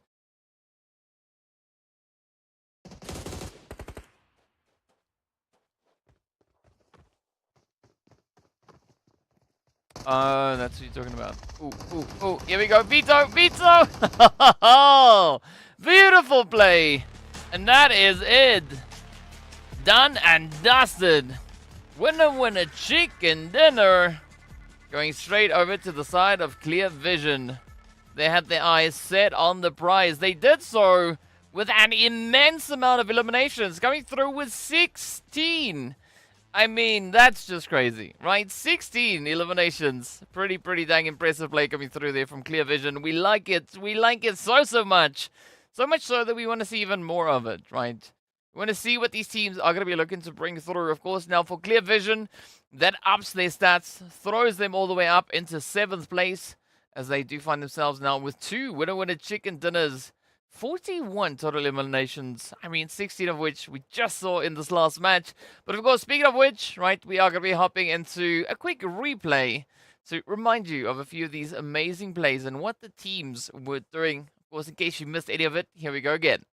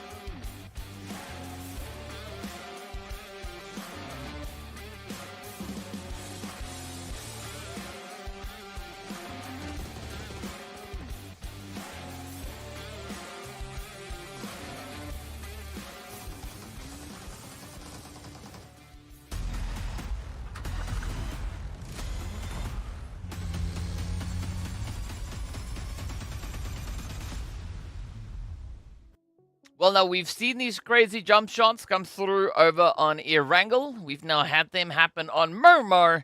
So there's one more map that we need to see it on. It's going to be Sanhok, right? I'm curious to see if we are going to have any of these nice and sweaty flying jump shots coming through with the shotties doing their thing. Of course, well, speaking of which, we're going to have to take a look at the points to see exactly how many our teams, well, how our teams did with regards to these points, right? And how many points they were able to secure. Of course, we are going to be heading into that very soon. I think it's very safe to say that Clear Vision, they've now locked in 26 points, right? 16 eliminations, as well as the 10 points coming through from placement. Well, in the meanwhile, while we wait for that, we are going to be heading into a Vision-dominated MVP look, as it is going to be one shot, taking the most eliminations, the most damage, and getting the closest to getting utility hit. I guess that's what it is. Then, of course, there's going to be Hazem and Camper to take up the rest. Ashir saying that they are missing Vikendi. I have to agree, right? I mean, Vikendi is good and great. It's very fun to see what these teams are doing out there. But of course, I mean, Luvik is quick, it's fast, right? We can throw the teams in, they can get right down to business, and, you know, that's it. So, yeah, I think both maps kind of have their advantages, of course. Well, speaking about advantages, let's see who has the advantage here with regards to the points. It's going to be Clear Vision and XENON locked in on double digits each, with the World of Battle and RUKH Esports then looking to close up that one. But if you remember, the World of Battle, they went down quite early, right? But now they find themselves secured all the way up into 3rd place with regards to those points. So even though they ended in 10th, I mean, they still were able to capitalize on the sheer aggression they brought through, of course. Now, everyone has been able to do that, as we can see the points coming through across the board. Every team walking away with points. Vampires, everyone, right? So it's good to have all the teams in a position where they can look to get these things secured. Is Vikendi and PMGC? I don't know. We'll see what the map rotation is once we eventually get to that. It's definitely not here. In the meanwhile, we are going to be taking a look at another something. So let's enjoy.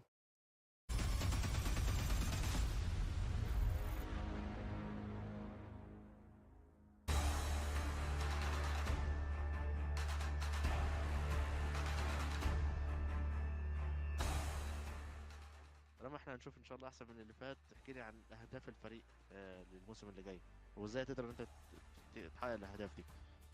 الحقيقة أهداف الفريق هي طبعا PMPL، وإن شاء الله هنشتغل على كل نقطة من أول الليج لآخره. إحنا عايزين ندومينيت السيزون. يا رب خير ان شاء الله. طب حسب تجربتك الشخصيه، ايه النصائح اللي ممكن تقدمها للناس المبتدئه في اللعبه او في والله الفوز بشكل عام؟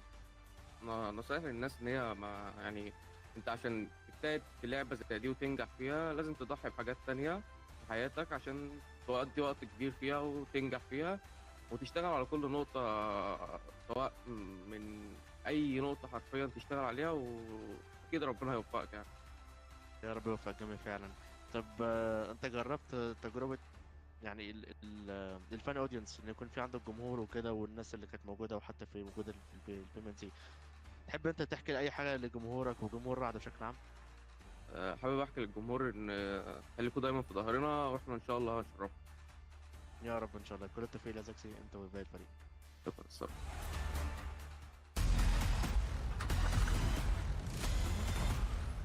Well, we are getting ready to hop in, right, to see exactly which countries are these guys from. They're from Africa, right?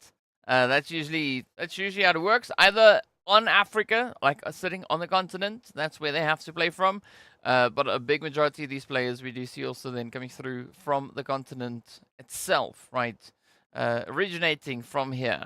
So yeah, I mean, we do have many countries represented here. We've got Morocco, we've got Egypt, we've got Libya, Algeria. Then, of course, we've got Saudi Arabia, Kazakhstan as well coming through. We got Syria, we got Iraq, we got Mauritius, we got Jordan, Kuwait, we got Nigeria, Serbia, Sudan. We've got Albania, Afghanistan, Armenia, Kosovo. We got Oman, Palestine, Portugal, Romania, Slovenia, Sweden, Spain, Tunisia, Zimbabwe, all over, right? So a big majority of them coming through from Africa itself, but then of course we have a few coming through from other places, right? But we've got 23 players from Morocco, we got 22 coming through from Egypt, and 12 from Libya. So the vast majority of players from the African continent itself, right? And at least most of them, if not all of them, are sat on the continent currently playing PMPL. We do know that there is one team that might be somewhere else, but you know, that's it, because they are busy also then playing in another event. So yeah, that's pretty much where we are. But let's see what our teams are going to be bringing through as we are prepping up to head into a little bit of the jungle action, right? We just came from the desert, right? We are going to be heading into the jungle.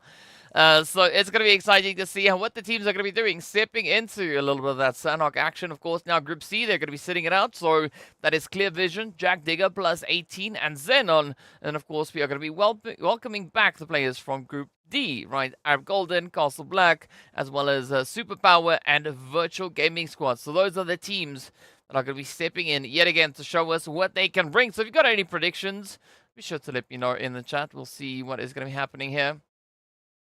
How come you never see nominations? What do you mean, Anubis? Not quite sure what you mean by nominations. Nominations come from the lower. Yes. All right. So especially at the end of PMPL, right? Once the season is done, we are going to be having, I believe, it's going to be the PMNC, the National Championship, for teams to fight for slot to move into the next season of PMPL, right? They're going to be looking to get a bit of an opportunity to qualify for that. So, yeah, that's essentially how you get in. How the PMNC itself exactly works, I can't tell you, because there's always different ways to get into the PMNC. But yeah, that is exactly what it is. Johnny coming through saying that this is Mohawk. That's a very funny way of saying it. But let's see whether or not that is going to be the case. We will have them out on the battlefield. And of course, speaking about the battlefield, it is time for us to take a look to see exactly what these teams are going to be doing. Of course, flight path on Sanhok doesn't matter all too much, right? It's not going to be too indicative of the teams having a successful run.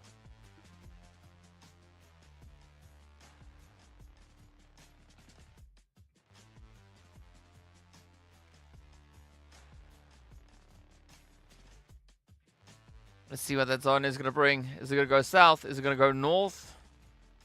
Anywhere in between?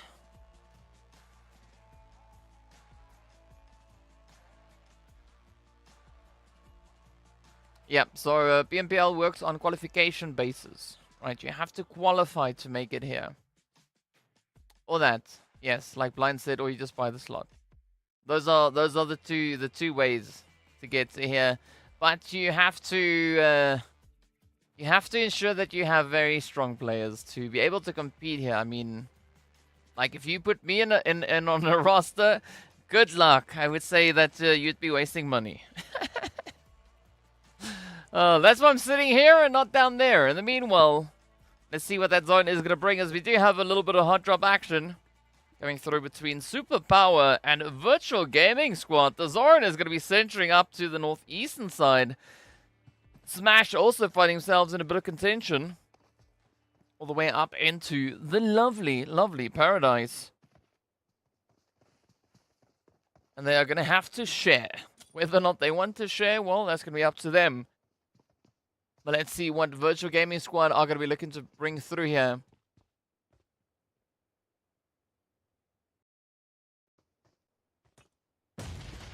The World of Battle also going to be moving in on MEA Esports.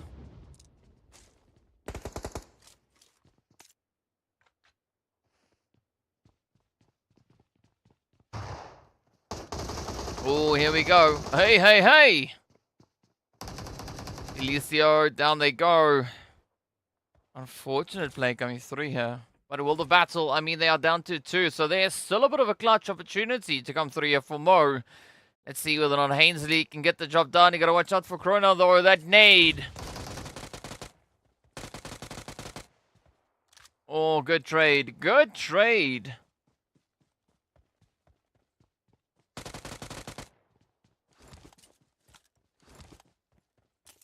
Alright, so MEA Esports off to a bit of a bumpy start. As they do find themselves left with only Paradox and Easy.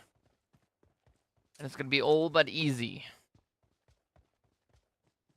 to continue the rest of their gameplay here. Greedy and Smash. They were pretty close up in Paradise, but it does seem like Smash are going to be looking to venture a little bit further down south. But the good thing is, RUKH Esports. And they're going to be pushing in behind Smash. So they might not get too far away.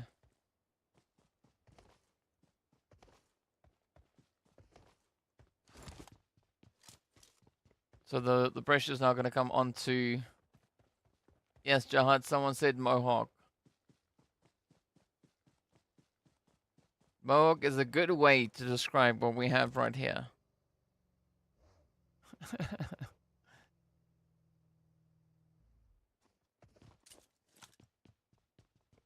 Yep, there we go. Crowns coming through. Crowns. I don't know what crowns is, but crowns. Coming through with a breakdown. There you go, Anubis.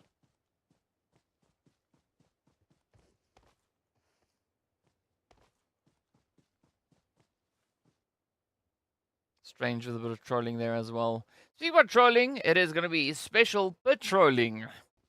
On the side here of Camp Charlie as they make their way through.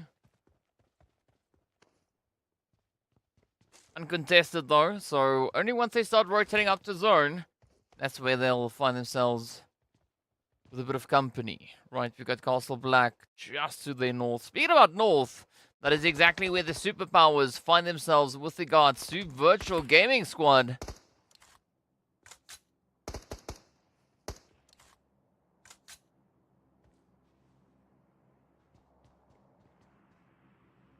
See what Ninho is going to bring in. Maybe a bit of an angle, but it'll be a bit of an upset. Oh, come on. Come on. Mosta. Is this the first phase that we're seeing Mosta in? Because I don't recall seeing Mosta come through previously.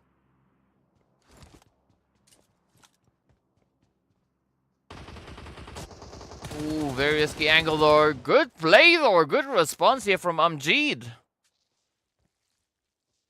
Alpha Luigi trying to play a bit of a surprise there. But unfortunately, that surprise was not as warmly received as they would have hoped for.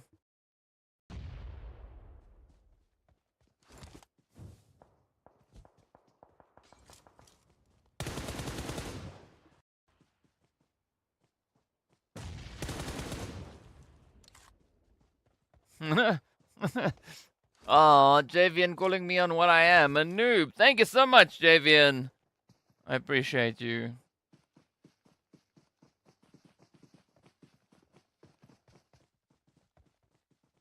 Alright, let's see whether or not Virtual Gaming Squad are going to be looking to apply a bit of pressure here, right? Are they going to look to rush it?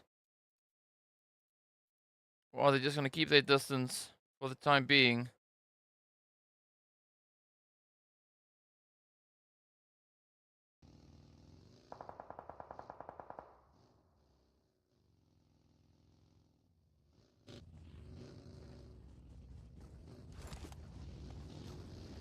Alright, so Falcons looking to find a little bit of a safer position down towards the southern edge. Oh, but up comes this race to Wave.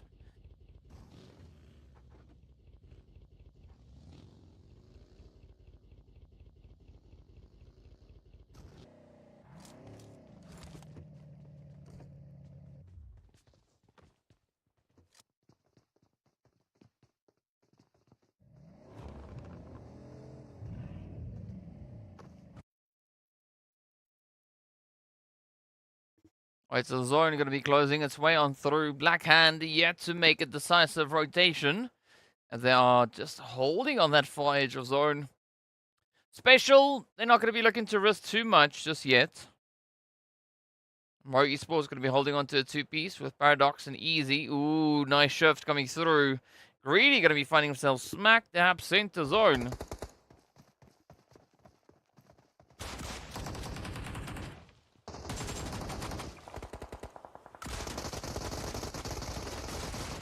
Oh, nice showing of aggression.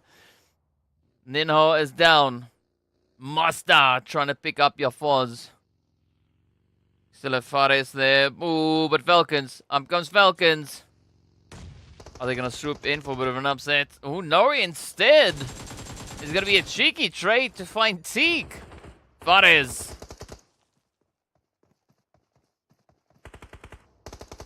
Here we go. Come on, Falcons.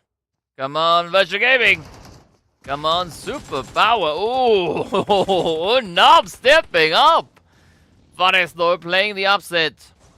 And it's now down to Puncher King. Oh, there we go. Yeah, you got to do a bit of cleanup. Superpower still going to be trying to find a bit of reach, a bit of angle. Let it loose, Berlin. Let it loose. Unfortunately, Falcons not going to be within reach of Berlin just yet. See, Virtual Gaming Squad also now just lumbering themselves up for a bit of a push. Yeah, JVN, I know. Don't stress.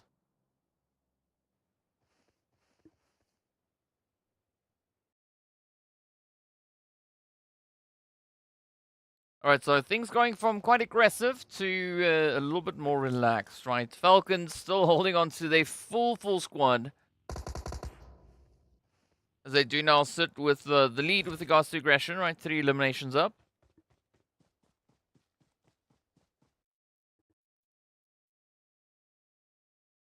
Meanwhile, it's going to be Castle Black moving in from the eastern front. They got Special right here to keep them company.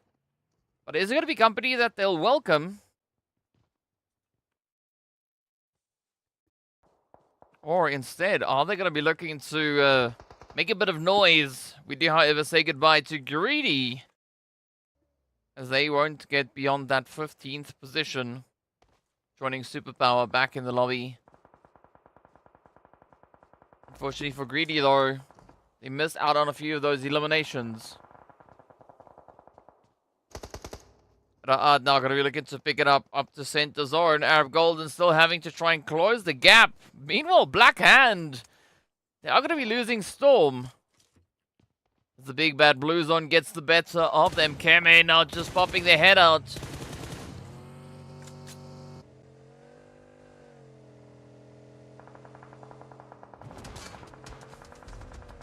This could be dangerous now, especially looking at hand. I mean, Paradox also trying to find a bit of a pop-off here. Are they going to be able to get anything in, though?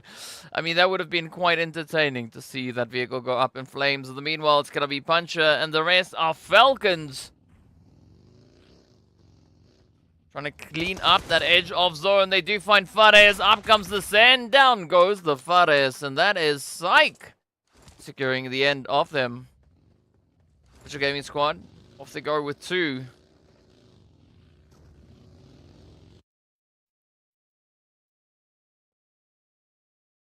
Black Hand with a semi-successful rotation.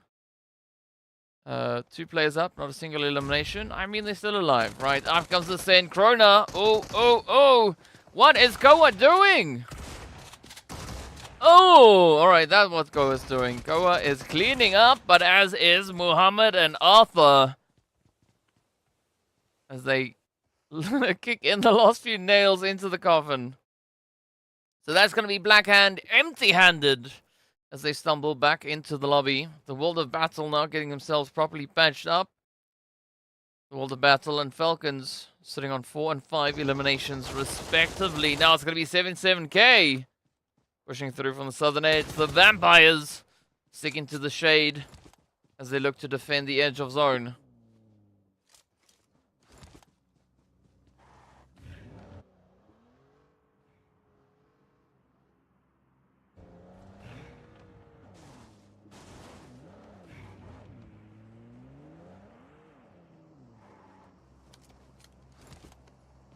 It's a 77K now, just locking down the edge. Good position to have, especially taking into consideration that we've got the Falcons and the Vampires. Not too far away. Up comes the play, though.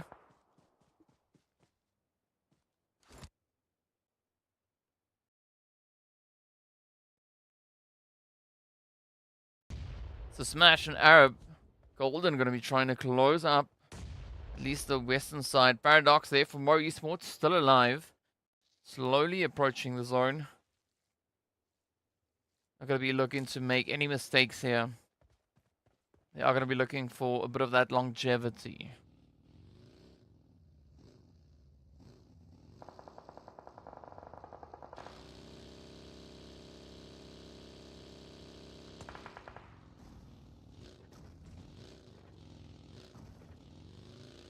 The Falcons now going to be adopting a 2-2 split. You can see Teak and Psych closer towards the center. Then we've got Axa and Puncher going for a little bit more of a southern positioning, trying to flank around the side of 77. Oh, look at the Vampires. Well, they can fly, but only for a short amount of time as we do then say goodbye to Mo Esports. Vampires stepping up quite aggressively. Broly narrowly escaping the spray down. Ninja Boy also miraculously managing to stay alive. We can't say the same name for Hazard, though. But the Vampires very quick on the defense there. Looking to bounce back. Broly looking to come through with a bit of a retaliation here as well. Trying to repay them in kindness with the absolute spray down they locked in. YCG Brute. Also trying to see if they can find a bit of an angle, and that is now Ninja Boy down. Broly definitely getting that repayment secured. Galua Hazard still holding steady. But a good angle here coming through from Broly. Just utilizing the hard cover, the rocks, as the rest of the team now swoops in behind them. Oh, you gotta watch out for the sprays and the nades though.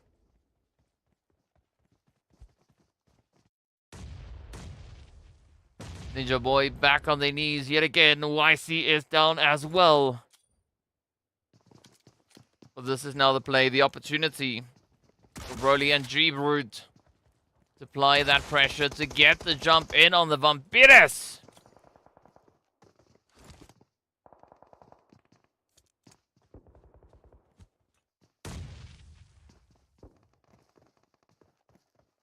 Alright, so G-Brute is going to be downed. Now, it turns to Broly to see if they can bring YC back. They do succeed. Things are becoming increasingly more challenging. So not only are they running out of meds, but they're also running out of time. The blue zone is going to be closing up. Up comes Malik now looking to lock in the last few sprays. They do find YC Broly. Capitalizing on a bit of that hard coverage.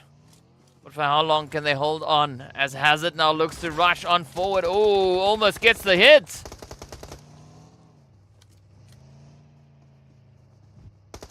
But Broly now needs to be very decisive as to how they take the play. Malik trying to help them along into that lobby.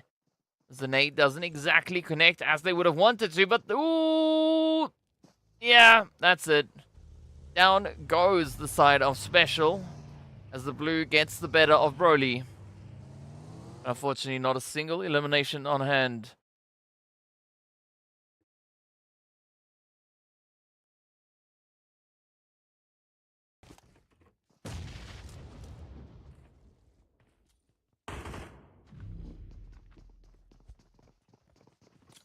Also, Black also now going to be looking to still fight their way up in towards the zone. They're going to have to work right through the side here of RUKH. Good angle, though, with that nade. As Faker and SAFG now starts to move up, but the blue zone not going to be kind as it just eats away at their health bars. Faker getting down. Let's see if SAFG can survive the onslaught, about to find their way on in. Jump shots galore, but that is not going to suffice. It is instead then the world of battle to end it for them. RUKH also coming through with quite a bit of a play. As they dial it up to 20. The world of battle outdoor with 7 eliminations.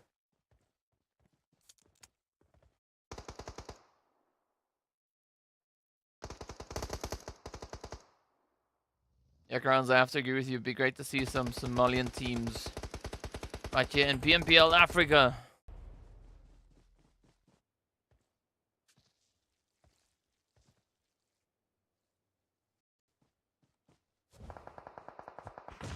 The meanwhile, it's going to be the push now. Oh, by Arab Golden. But the opportunity there now for Puncher. Oh! Quick trade. As QTEL secures the finish. Now, yeah, the blue zone secures the finish on QTEL as well. Down they go. Arab Golden out with 5 eliminations. 77k now sitting very comfortably towards that southern edge. You can see up towards the north. RUKH still have quite a bit of a challenge ahead of them. Coming through in the form of RUKH Esports and the addition of the Vampires.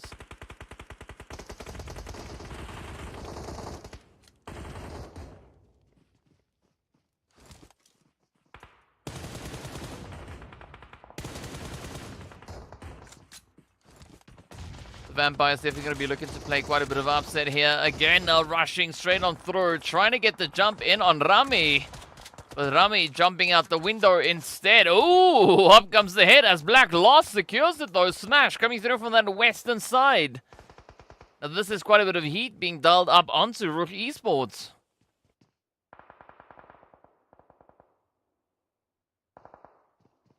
Not quite the way that they thought this would have played out.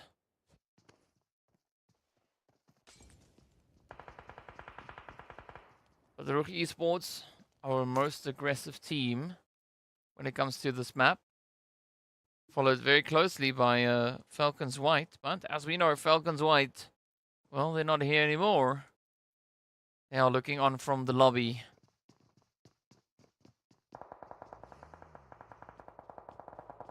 Down to the final 6 to show us what they've got. Smash, though, sitting on 6 eliminations. RUKH sitting on 9. 77k, yet to find a few elims. Oh, up comes the play. Default with a good angle. They do find again. But what is that follow-up response going to be now from Fever? This is going to be RUKH looking to push it into the double digits.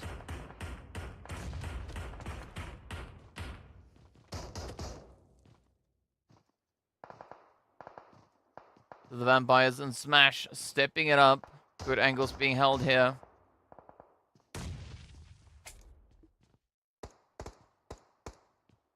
And again gets knocked on down. There we go. The follow through is there, and out goes Fivo. Raad out with 9 eliminations.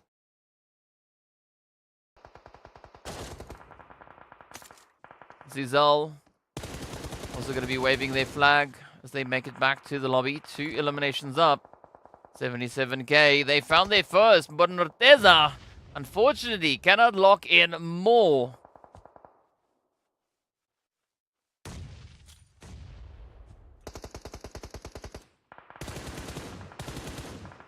Now the pressure is going to turn to the side of Smash. You can see Ilians getting down to 7 Reef, or Arif though.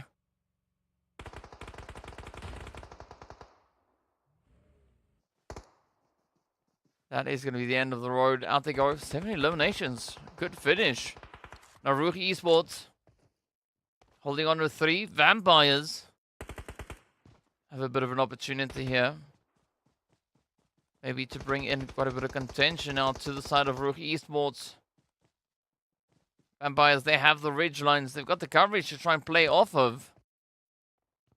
As we're about to hit that next phase, it is going to be a pretty tough one indeed. As well, the Zoro now sits in favor of the Vampires. 77k down to 2. Thor, Fajita.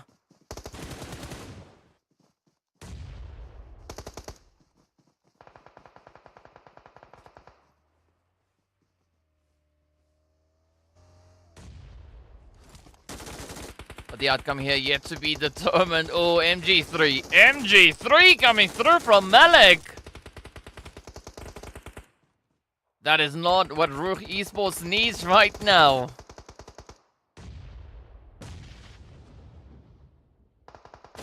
The Vampires in a position. They could be in it to win it. They have the numbers, they have the angles. All they gotta do now is show the determination as they do find RUKH Esports. Out they go, 7 eliminations for 3rd place. It's now up to Fajita. Oh, this is risky. Yeah, I don't think Fajita's gonna make it. Oh, well, they get the hit up onto Hazard and down they go. That is it. Well played, the Vampires. Draining the rest of the lobby of the opportunity. And instead, well, they will have their time in the sun.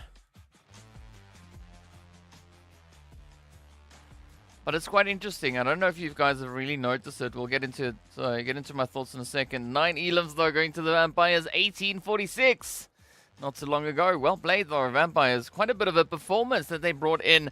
But one thing that I've noticed now is every time the Vampires have a good run is when they are situated in the shade. And that's not meant to be a joke. I mean, it might sound like one, but that's what we've seen. I mean, every time they've had a good run, they were in some kind of shade, be it indoors or like we saw now in VKHVND, in Sanhok, hiding in the shade, right? Just under the trees and then being an absolute menace. So maybe that's the thing. I don't know. I've not yet seen enough to know exactly, but what I do know is that let's take a look at the highlights.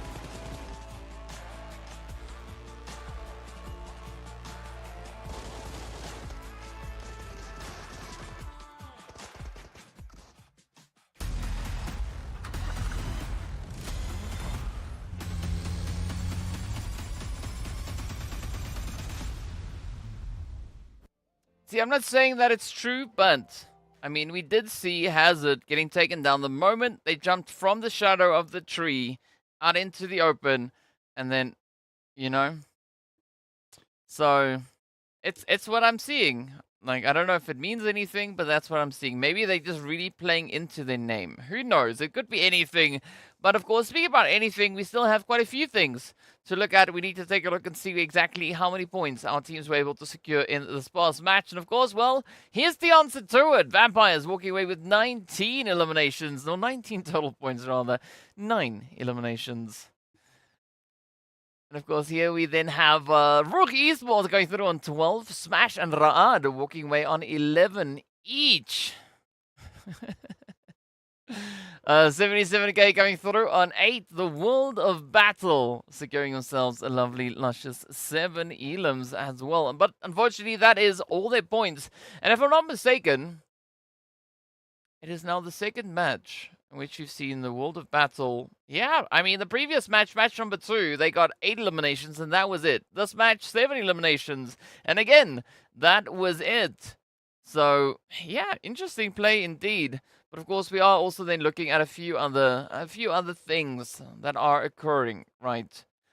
We can see that RUKH Esports, they've been having a very, very exciting run. Of course, we've got 4 teams also then having a quick stop over at the donut shop. So RUKH Esports, they picked up the first winner chicken dinner of the phase and the day, finishing in well, 3rd place in the game, but coming through with only 2 eliminations put them all the way in 4th place for match number 2.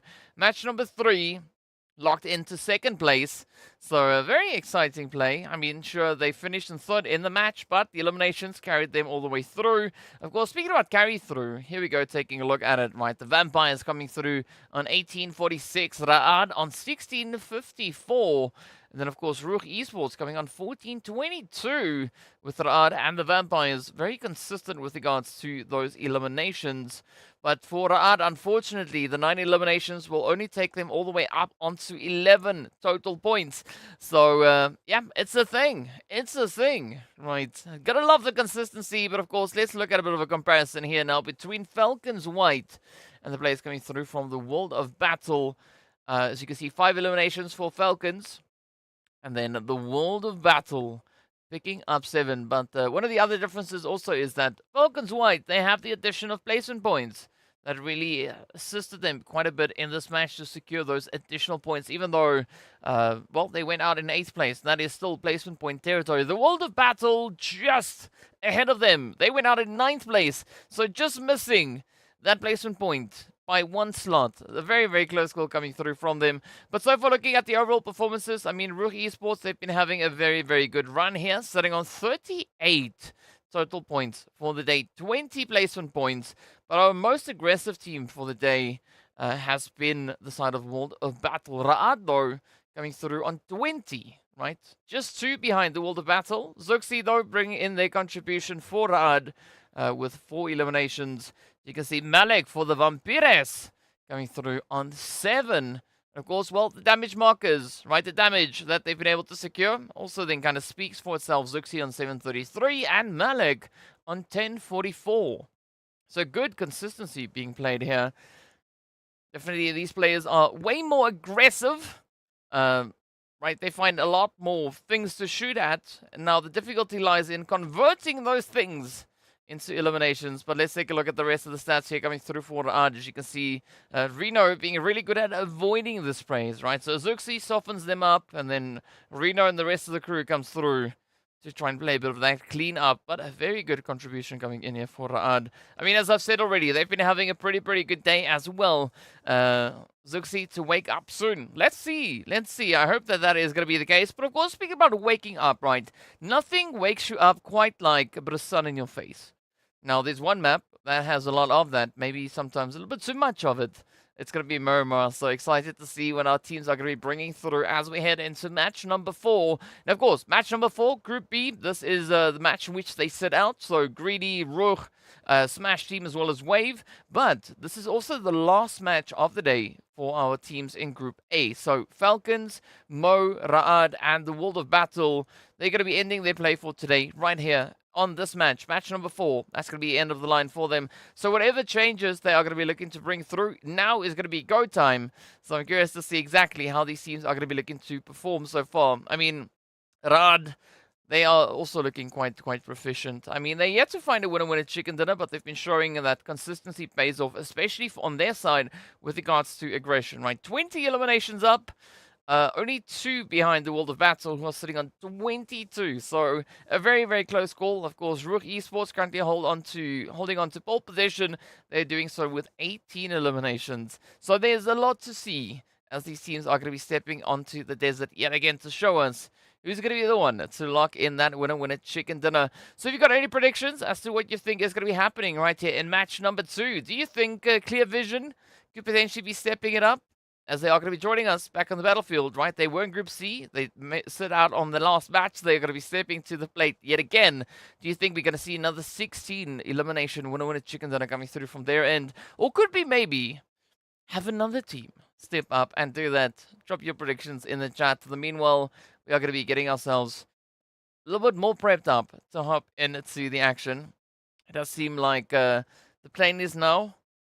It sounds like the plane is taxiing towards the runway, so it's not exactly ready to take off just yet, but it should be there very soon, and then we can see exactly what that flight path and zone is going to be bringing on in. But the expectation is there, definitely looking with regards to our Miramar performances that we've had so far through this entire league. I think Falcons could be a team looking to lock in quite an aggressive finish for their day. I mean, in general, Falcons, they've not necessarily been popping off too crazy today, which is a little bit interesting. I mean, Falcons White only sitting with 11 eliminations. 11 total points, rather. That's it, right? So this is our map rotations. We've seen RUKH, we've seen Clear, we've seen Vampires. But who's going to find the remaining 2 winner chicken dinners? Of course, only one way to find out. We need to step out onto the battlefield and see exactly what the teams are going to be bringing in. More specifically, looking at a team like Falcons. I mean, 11 points for the day so far. I don't quite know. Maybe this could be the opportunity to step up back again and just show, you know, what a menace they can be. But you got to also then look at a team like MEA Esports, for instance. They've been able to secure themselves 7 points for the day. Not a crazy tally, right? All the way from, 7th place downwards. The points are looking pretty grim with regards to the amount of points that they were able to secure, especially the top 6. They've been able to bring in quite a bit of a dominating play here today. So I want to see any of the teams from 7th place further down now step it up and bring the upsets. I mean, the World of Battle, they're also up in the top 6. Falcons White, where do we have them? As I've already mentioned, down in 11th. We've got MEA Esports, they're holding on to 14th place. And then the other one is going to be RUKH, right? So RUKH and the World of Battle, 2 of our top 6 teams, at least for the day, also going to be closing up their performances here. So we want to see what these last 4 teams are going to be bringing. And then are they going to be playing for any major upsets? Only one way to find out. We need to hop in. It does sound like the plane has now started. Yes, the engines have started. So we should be very close to heading in to see exactly what that is going to bring. So drop your predictions, right? Let me know, who do you think is going to be the team to clutch it out in this match? Do you think we are going to have yet another play come through from Clear Vision? Or could someone else maybe look to step up to the plate? Let me know in the chat what your thoughts are as we get ourselves ready to hop straight into the action. Now, with regards to Miramar, I think a potential winner chicken dinner coming through for a team like Special Esports, I think that could also be quite exciting, as they are also then in our top 5 with regards to those Miramar performances, but we've not yet seen a winner chicken dinner from them over on Miramar. Well, let's find out as we hop on in. Mike, very excited that we are heading into Miramar. Speaking about excitement, we are going to be starting down to that southern side, heading up towards the west, over into the trailer park. So Falcons White, they are going to have free reign to choose either of their drop locations, either into Valle del Mar or the trailer park up towards the north.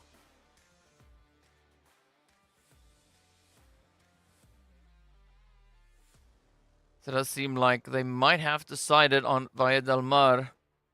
But AXA yet to jump.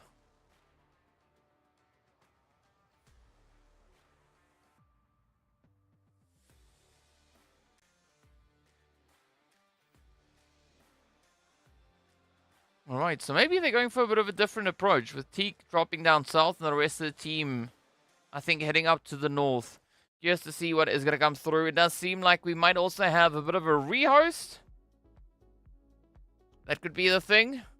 Not quite sure. We'll find out soon enough exactly what is going on. But yeah, for now, I mean, the flight path looking quite interesting, at least from where it started. The zone has also now popped up. It has situated itself down towards the southern side, right, centering up on towards Las Leones. So it does seem like we are going to be having a bit of a rehost. Seems like there might have been a little bit of a gremlin creeping in. Maybe the plane had a bit of an issue. Who knows, right? But we are going to be heading into the action soon again to see what these teams will be doing. So yeah, drop your predictions. We've not seen much come through. People are very quiet. If you've got any thoughts as to what you think the outcome of this one is going to be sure to let me know. Bango saying that Crowns is just out here making noise. I don't say Crowns. I don't necessarily think Crowns is making noise. Crowns is actually keeping the chat alive. So that is really good to have. Thank you for that one, Crowns. Appreciate it. In the meanwhile, yeah, give me your predictions. Let me know what you think the outcome is going to be here. I mean, as I was saying before, I think, potentially seeing a What Chicken that come through for a team like Special Esports, I think that could be quite an exciting one. RUKH and Wave, they're not going to be playing this match, but they also could do with a bit of a winner chicken dinner. Castle Black, Vampires, The World of Battles, 77k. I mean, we want to see those chickens come through. +18, if you remember, they were able to get themselves hands on that winner chicken dinner. But aside from the chicken, I mean, they've also only been able to secure themselves 14 total eliminations over all the games that they've been able to play so far. So, yeah, there are several opportunities for the teams now to look to step it up, to bring in that extra little bit of spice. And of course, if you're curious as to our groups, here we go again, right? So the team sitting out on this one is going to be the players there from, Group A. Or Group B, rather, right? That is the one that is going to be sitting it out. I'm not quite sure why Group A is grayed out, as it should be Group B that is supposed to be grayed out. But in the meanwhile, right, that is who we're going to have. So you're going to have, starting from Black Hand, Virtual Gaming Squad, Clear Vision, and then Falcons, right? Smash, RUKH, Greedy, and Wave. They're not going to be playing this one just yet. So let's see who will get it. Well, I would assume that we are going to be looking at a rehost. Let me just see if I can find out exactly more. What is cooking? Yes. They are indeed, I believe, waiting for a little bit of something. I think there was just a rehost. We had a few players maybe missing. I'm not quite sure, but something happened. But there we go. That is indeed our groups. So if you have a pencil or something nearby, be sure to write it down, so you can remember exactly what that group setup is. So for those of you confused, great. Group A was starting on this side. Group E was over on this side. And that is the run as we make our way through that. But of course, it does seem like we should be heading back into the Miramar. Seems like they've ironed out a few of the kinks. We'll find out very shortly as to what exactly is going to be the play here and what is going to be the plan. But yeah, I mean, Falcons White, Black Hand, they've been showing quite a bit of a dominating performance when it comes to Miramar. I mean, Falcons White coming through on 3 winner chicken dinners. Black Hand sitting on 2, but they have 62 eliminations, the highest out of all our participating teams currently within this Miramar. Now, if you compare that to the stats that we had come through from the previous season, again, there are a few changes every here and there, right? If you remember back to the previous season, all the way back in spring, I mean, Miramar looked quite different, right? We did see a very dominating performance coming through from a team like Falcons White. I mean, they were just going absolutely rampant, securing an insane amount of eliminations as well. Then looking at the other teams that we had coming through behind them, I mean, it kept on changing, right? As we not only progressed through the phases, but also then approached the near end of that league stage in totality. So Titan Gaming, very, very dominating performance. But if we compare that to what we have, with regards to our second teams this time around, right? Black Hand, at least for the time being, are going to be secured within that second place, right? Coming through on 92 elimination, or 92 total points rather. Now, if you compare that to the Black Hand from the previous season, I mean, Black Hand for the entirety of the season found themselves a little bit further down. I mean, they were the 4th highest performing team with regards to overall Miramar. So already we are seeing a bit of an increase coming through from them. GREEDYFORKILLS as well as XENON. They were also quite a bit of a menace in the previous season with regards to that. So far, looking at what they've been bringing to the battlefield, Greedy, they've not yet found the same momentum as they had before, right? Currently sat all the way down in 17th position with regards to those positions, with regards to the overall performances. Rumor has it that Falcon were born somewhere in Miramar. I mean, Miramar is an actual place. It's an actual place. It's in California, if I'm not mistaken. Somewhere there. It's an actual town. There is going to be a match incoming. Like I said, they are just re-hosting. I can see that the plane is warming up, so we are going to be heading in. So just bear with us. We are going to hop into it very, very soon. Hey, we got Cyrus Virus joining us in the chat as well. So yeah, a lot to look forward to as we are going to be prepping to jump into the action here. It is going to be our final Miramar of the day before we conclude the day with our final bit of Erangel.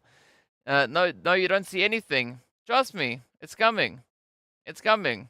I can see it, so trust me, it's happening. Falcons playing not good because I think they have MS issues. I don't know. I'm not there, so I can't make any assumptions whatsoever. I mean, they might also just be having an off day, right? It could be anything at this point.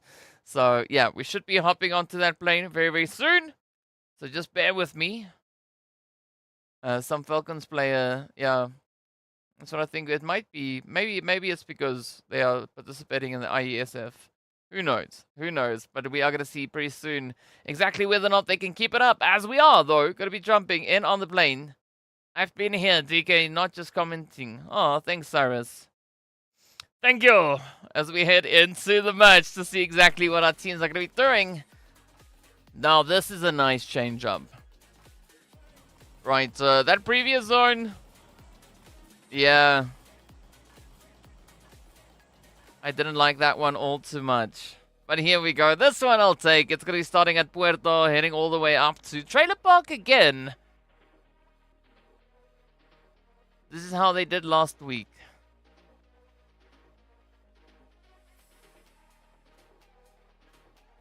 Blackhand, go do well tomorrow. Alright. Well, let's see if that is indeed going to be the case.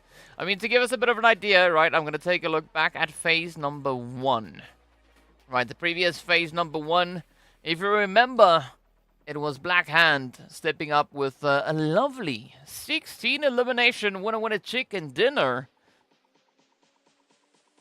So curious to see if that is going to be the case here. Are they going to be able to lock it in? Romania is far from Africa. I mean, it's around the corner.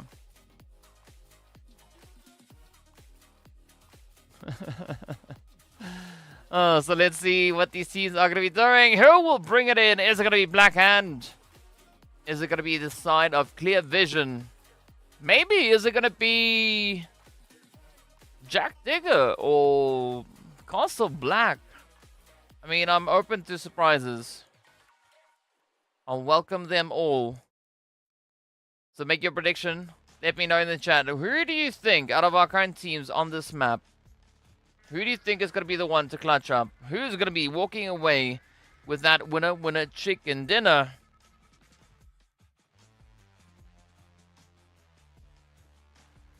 So Ra'ad finding themselves smack dab center zone up in Monte Nuevo. Browns, this might be a horrible zone for the players, right? But for us, the viewers, I think this is going to be exactly what the doctor ordered. Looking at the potential that this thing can bring through.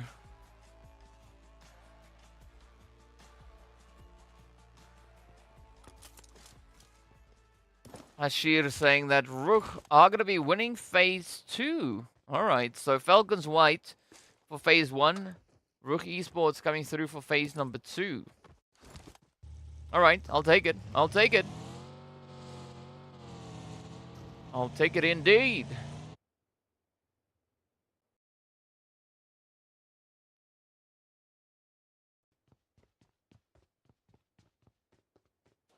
Alright, Ra'ad now having a nice little bit of peace and quiet available to them.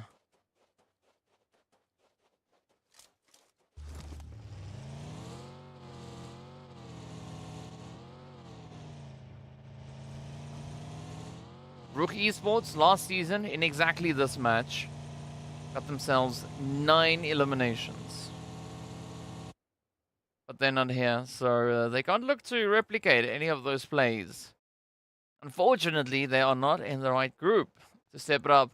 MEA Esports, actually, last season, right here, finished in 3rd place with 2 eliminations in exactly this match. Week 2, Day 1, Match 4. XENON finished on 4 eliminations, and that's all they got. Black Hand came through with 3 eliminations. Hey, Ellen, first to comment. On which server is this being played? I have not the foggiest of clues. Either Europe or the Middle East. Those are where I think they should be playing it around. Right, which exact one it is, I don't know, because I'm not hosting these lobbies, so I can't tell you.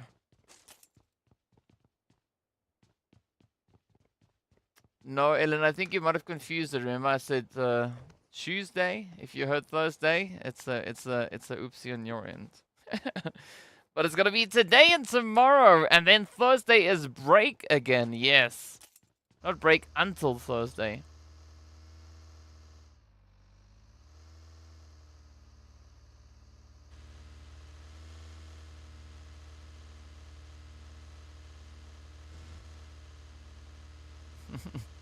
In the meanwhile, Castle Black gonna be pulling up into center zone alongside Ra'ad.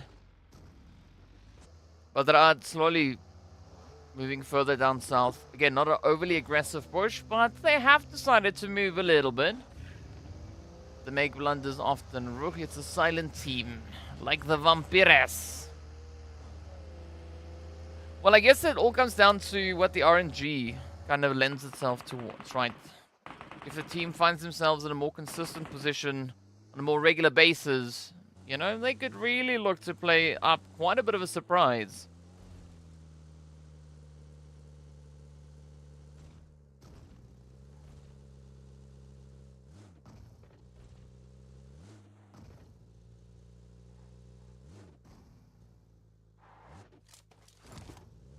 And as we've seen many times in the PMPLs, right, the way the teams play league stage is not anywhere remotely close or even similar to the way that they play the finals. So some teams play well enough to get themselves qualified, and then they come in like silent agents, right? Rogue agents. They just find something coming out of nowhere, and then you know they just blow the lobby up, which is a good thing. Which team? Based on the current points, FALCONS White are a team in a good position. It is going to rely quite heavily on RUKH Esports and 77k if they want to stop FALCONS from accomplishing that goal.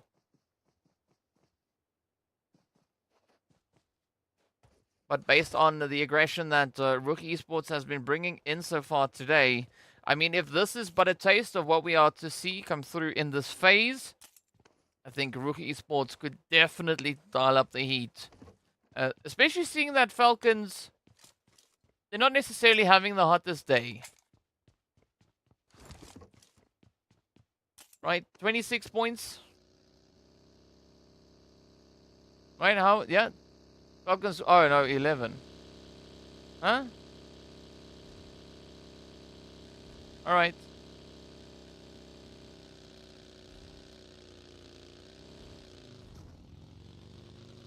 Why am I looking at the top of my eyelids again?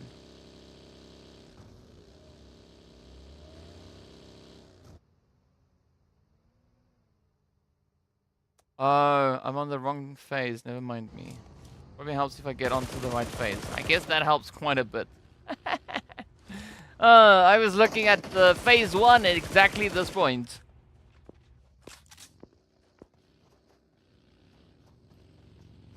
Alright, yes, the actual scores at the top of the screen. So just ignore everything that I've said up to this point.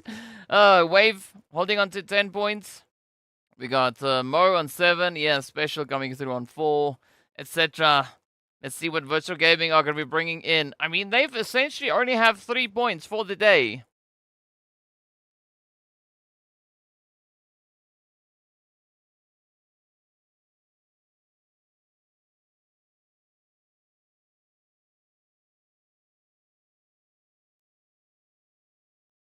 Zone with a nice bit of a shift now. Down onto Ladriera and Monte Nuevo. This is going to be a very, very sweaty zone.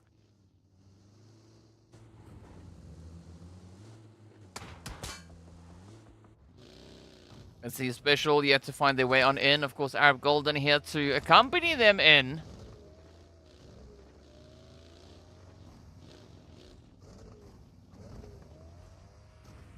Let's see who's going to be the best... best bodyguard, right? Are we going to see Arab Golden and Special maybe duke it out? Or is it going to go some other which way?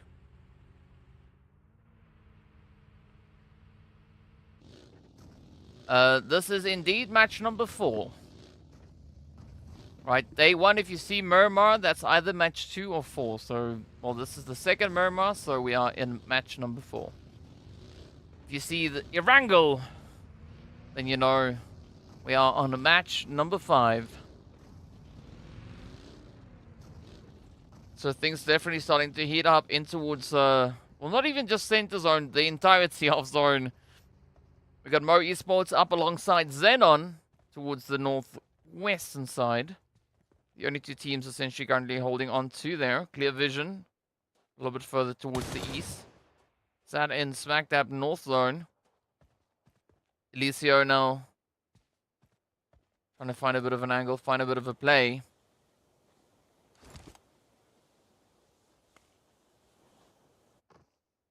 So Raad actually sitting on 31 points. Nice. So Vampires with the last match, in which they got that winner chicken dinner, they actually jumped up 13 slots. 13 slots up into that 6th position.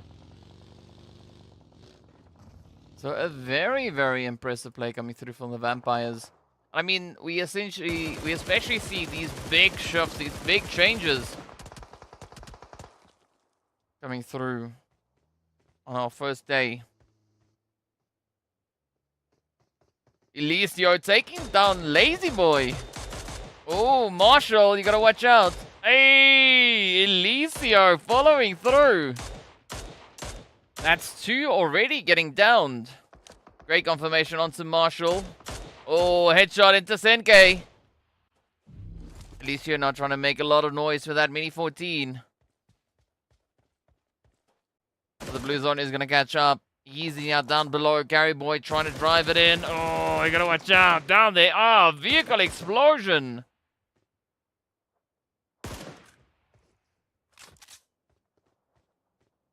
It's a great bit of retaliation coming through here from Gary Boy.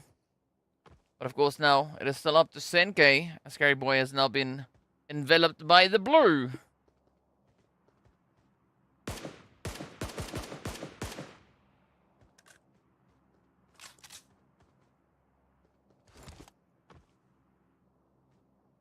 But a nice shift down on towards Ladriera. Let's see how that is going to be impacting these teams, right? They've got about 10 seconds or so left on the clock. Oh, Elicio! Elicio! Definitely trying to play a bit of an upset here. I mean, if Mo manages to take them down, if Elicio manages to take down XENON, that is going to open up quite a bit of an opportunity then for Paradox and Hansley. In the meanwhile, there's going to be +18 and Super Power getting down to business over on towards the eastern side of zone.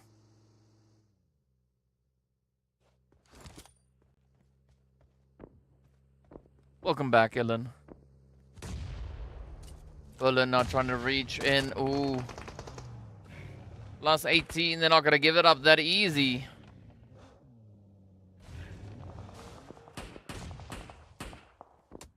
XENON now going for a bit of a topsy-turvy play. Turning that double code upside down. Ooh, Unap narrowly escapes the spray here from Shadowin. XENON and Shadowin, actually, quite a formidable duo.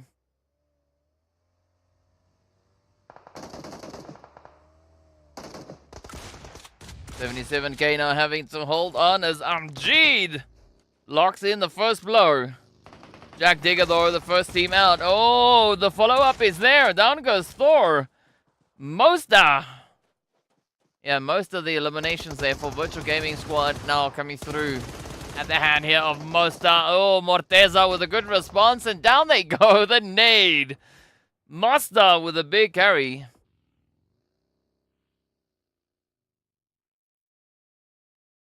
What a good play here from Virtual Gaming Squad, already up to 5 eliminations.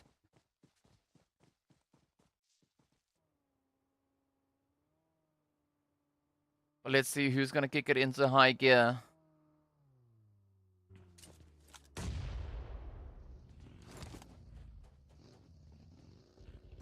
Falcons with a good position towards that southern edge. Of course, now, well, it's even better seeing that they are included in the zone. Oh, clear vision. Clearly in a bit of trouble. Senkei also about to just get themselves a little bit closer to the edge of that zone. They still have a long, long way to go. Ra'ad now going to be clearing it up, as Vision find themselves in a bit of trouble.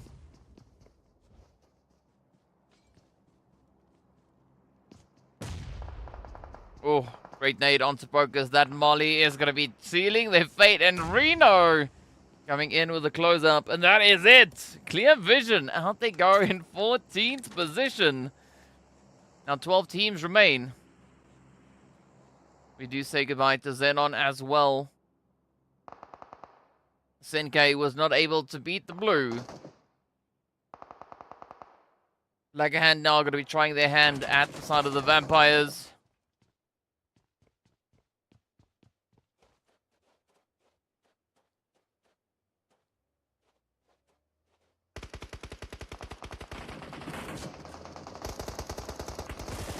There's going to be a heavy defensive play coming through from Vampires. It's interesting to see them fighting at this angle, though, because slowly these teams are trying to encroach on that zone. Oh.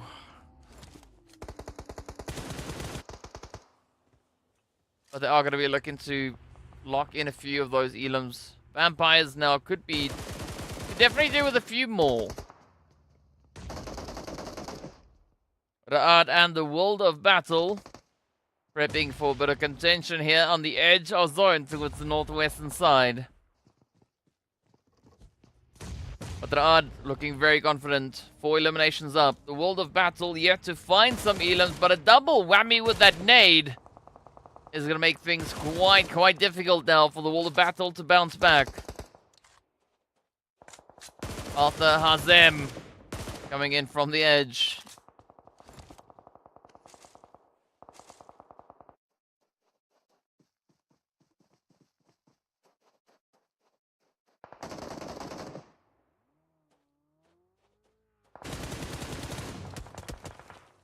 Right, so the Vampires not able to uphold the aggression. Alongside Blackhand, as you can see, Blackhand now sitting on a very comfortable 4 eliminations. They now do start to take their trek towards the zone. But looking at the terrain, looking at this region, not the easiest place to play from.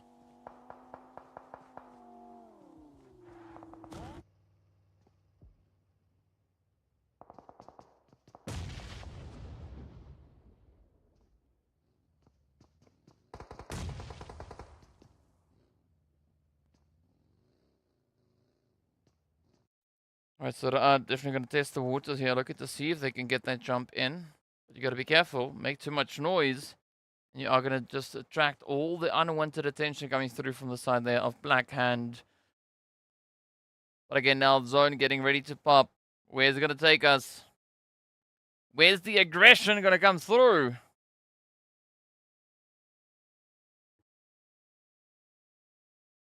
Well, a slight shift down south is going to be Falcons focusing up onto Virtual Gaming as Amjid and the rest of the crew now just tries to get themselves over that ridge line and out of the initial danger. Elysior and Paradox still going to be holding steady for Mo Esports. Predictions coming through there for Castle Black, Black Hand, as well as the World of Battle. It's going to be pretty tough odds though for the World of Battle. Holding on to a 2-piece. And they've not yet found themselves a single elimination.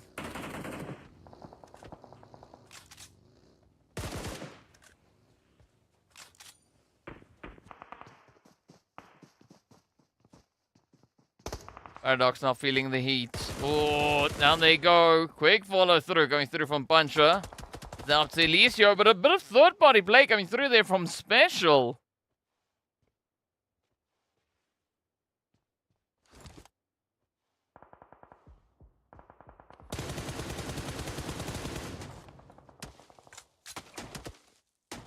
Good play though from Elysior.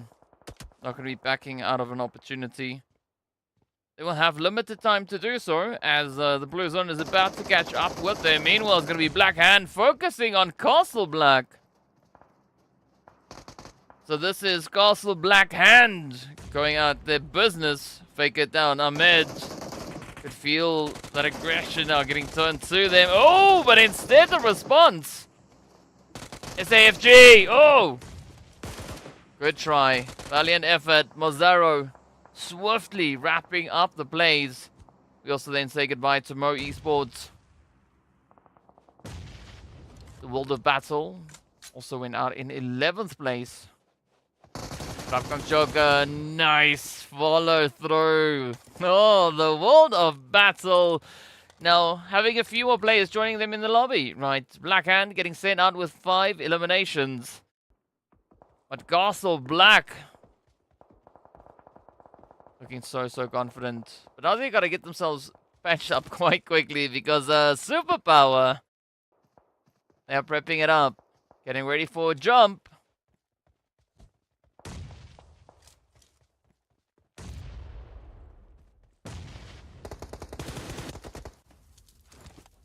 Good nades, good reach. Ooh. Still a few threats hanging in the wing. Timon there from Arab Golden. Looking to capitalize on the opportunity that is now going to force the rest of Superpower to fall back and bring in the fortifications. Unab Alphalogic crashing into the building. Up comes the spray though. Oh, Timon gets taken on down. Unab will not let that one slide. So Arab Golden out with elimination. And a placement point. Faker busy playing with fire. Oh, a little bit too close for comfort on that one. Now Castle Black has to find their way back into zone. Joker goes down, getting a little bit too hungry for the sprays.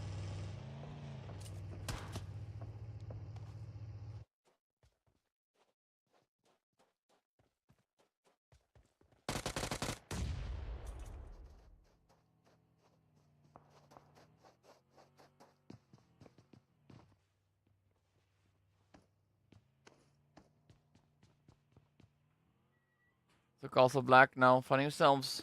What used to be a good position has now turned into a bit of a tough one. I mean, it's not necessarily the end just yet. But they are going to have quite a challenging time to play through because Special and Ra'ad, or Superpower rather, and Ra'ad are going to be looking to contest. And they are locked in on the ridges.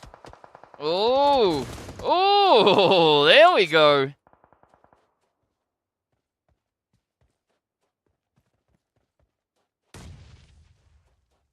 So Ra'ad trying to keep the eye on that zone as well. Yes, Ra'ad being an absolute menace here. Reno, and again, oh, locks it in. As Faker gets pulled right out of the party bus. Back they go to the lobby. Ahmed Joker. Yep, that's it. The inevitable comes through. Castle Black out with 6 eliminations. Ra'ad now up to 10, hitting them double digits. They are going to be looking to kick off quite a bit of a party here.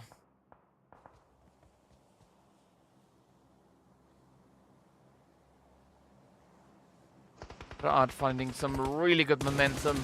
You can say exactly the same about Superpower. I mean, it's like the sun.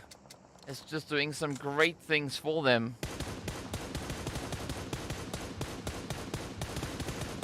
Puncher and Teak were in a very unfortunate position. Very, very vulnerable and great consistency here. As again secures their 4th Elam. Not quite sure if they are going to be able to find that number 5. Teak. Yeah, playing hide and seek. Edge of zone. Nowhere really to go.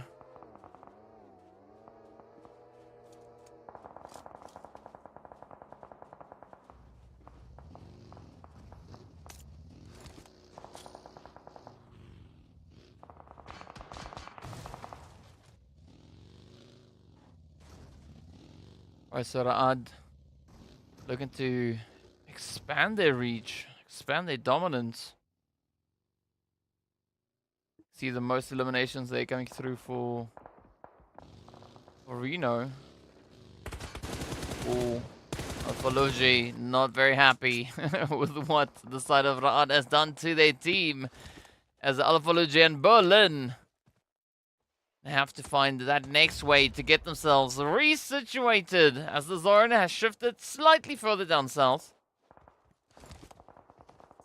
But again, we enter limbo.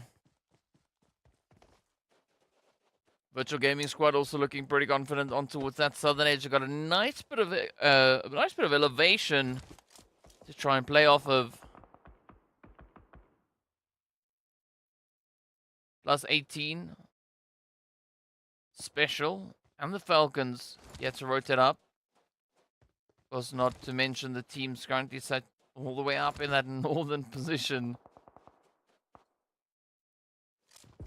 Doesn't seem like any one particular team has a overly dominating position here. Oh, here we go. Yeah, that is a goodbye to Teague. As the Falcons wing out of here. Out they go with 2 eliminations. That's now up to the final 5.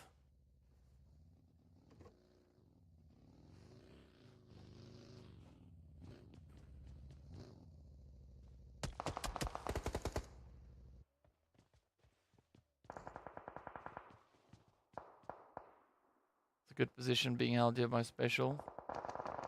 Nice hard cover to play off of. Ooh, Virtual Gaming.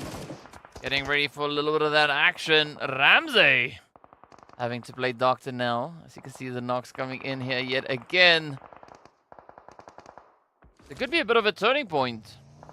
But Special find themselves in a bit of a vulnerable angle here. Even though they've got hard cover, it's not the easiest hard cover to defend, as they do sit down in that little bowl, right? The rest of the team's holding onto the ridge lines. Ra'ad now trying to wrap their way around, leaving Zuxi behind. But they've done all they can at this point.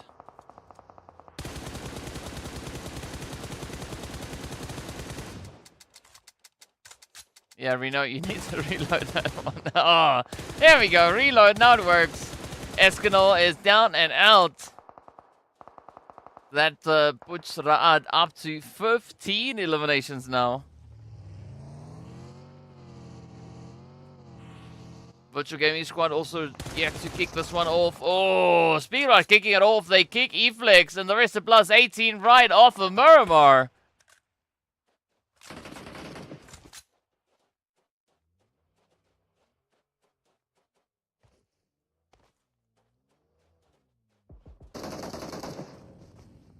That's a Special now having to reposition.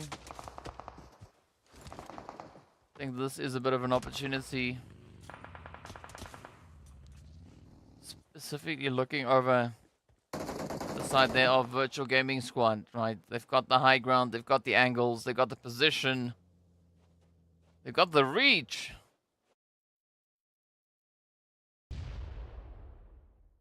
That nade exactly, not exactly reaching the destination. Oh, but the spray does.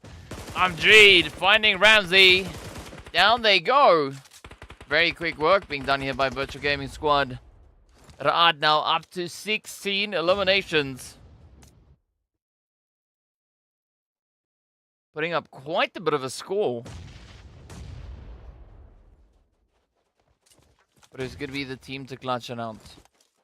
Virtual Gaming, they have the numbers. Right, RUKH, they have the momentum.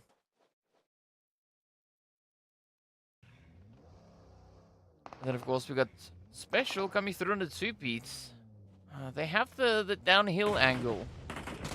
I don't quite know if that zone is going to be blessing them whatsoever as Broly gets knocked and down they go. Oh, YC.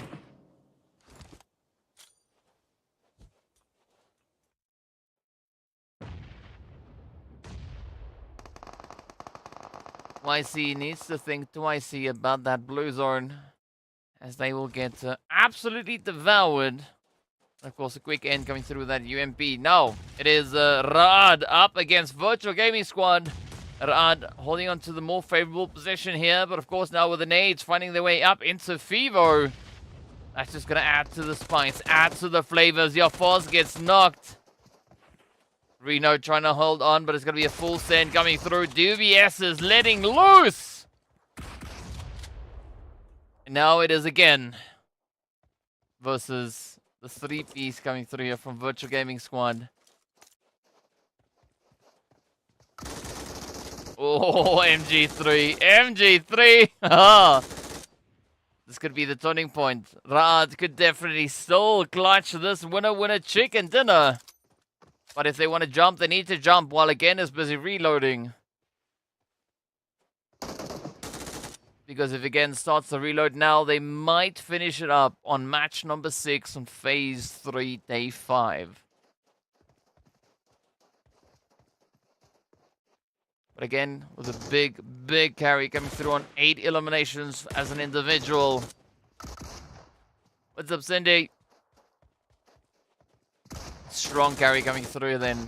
Oh, nice trade. One down. Oh, there we go. Virtual Gaming Squad, very happy that they were able to clutch it out and take that winner chicken dinner. Getting themselves a nice, lovely stuffed chicken, right? 12 eliminations, 28-57. A very hairy, sweaty play coming through from their end. Gotta love the action though. But, oh, RUKH. RUKH coming through with 18 eliminations. Absolutely insane performance coming through from RUKH. I mean, where's this RUKH been all this time? Where have they been? Where have they been? We've not seen this level of gameplay come through from RUKH. I mean, sure, yes, okay, cool. It's not necessarily a winner chicken dinner that they were able to get in, but they might as well. They might as well have gotten themselves that winner chicken dinner. Thanks, boys! Yeah. I mean, both RUKH and, of course, then the players. RUKH played it quite well, and Virtual Gaming Squad played it quite well. I mean, to remind you of how well they played, let's take a look at the highlights.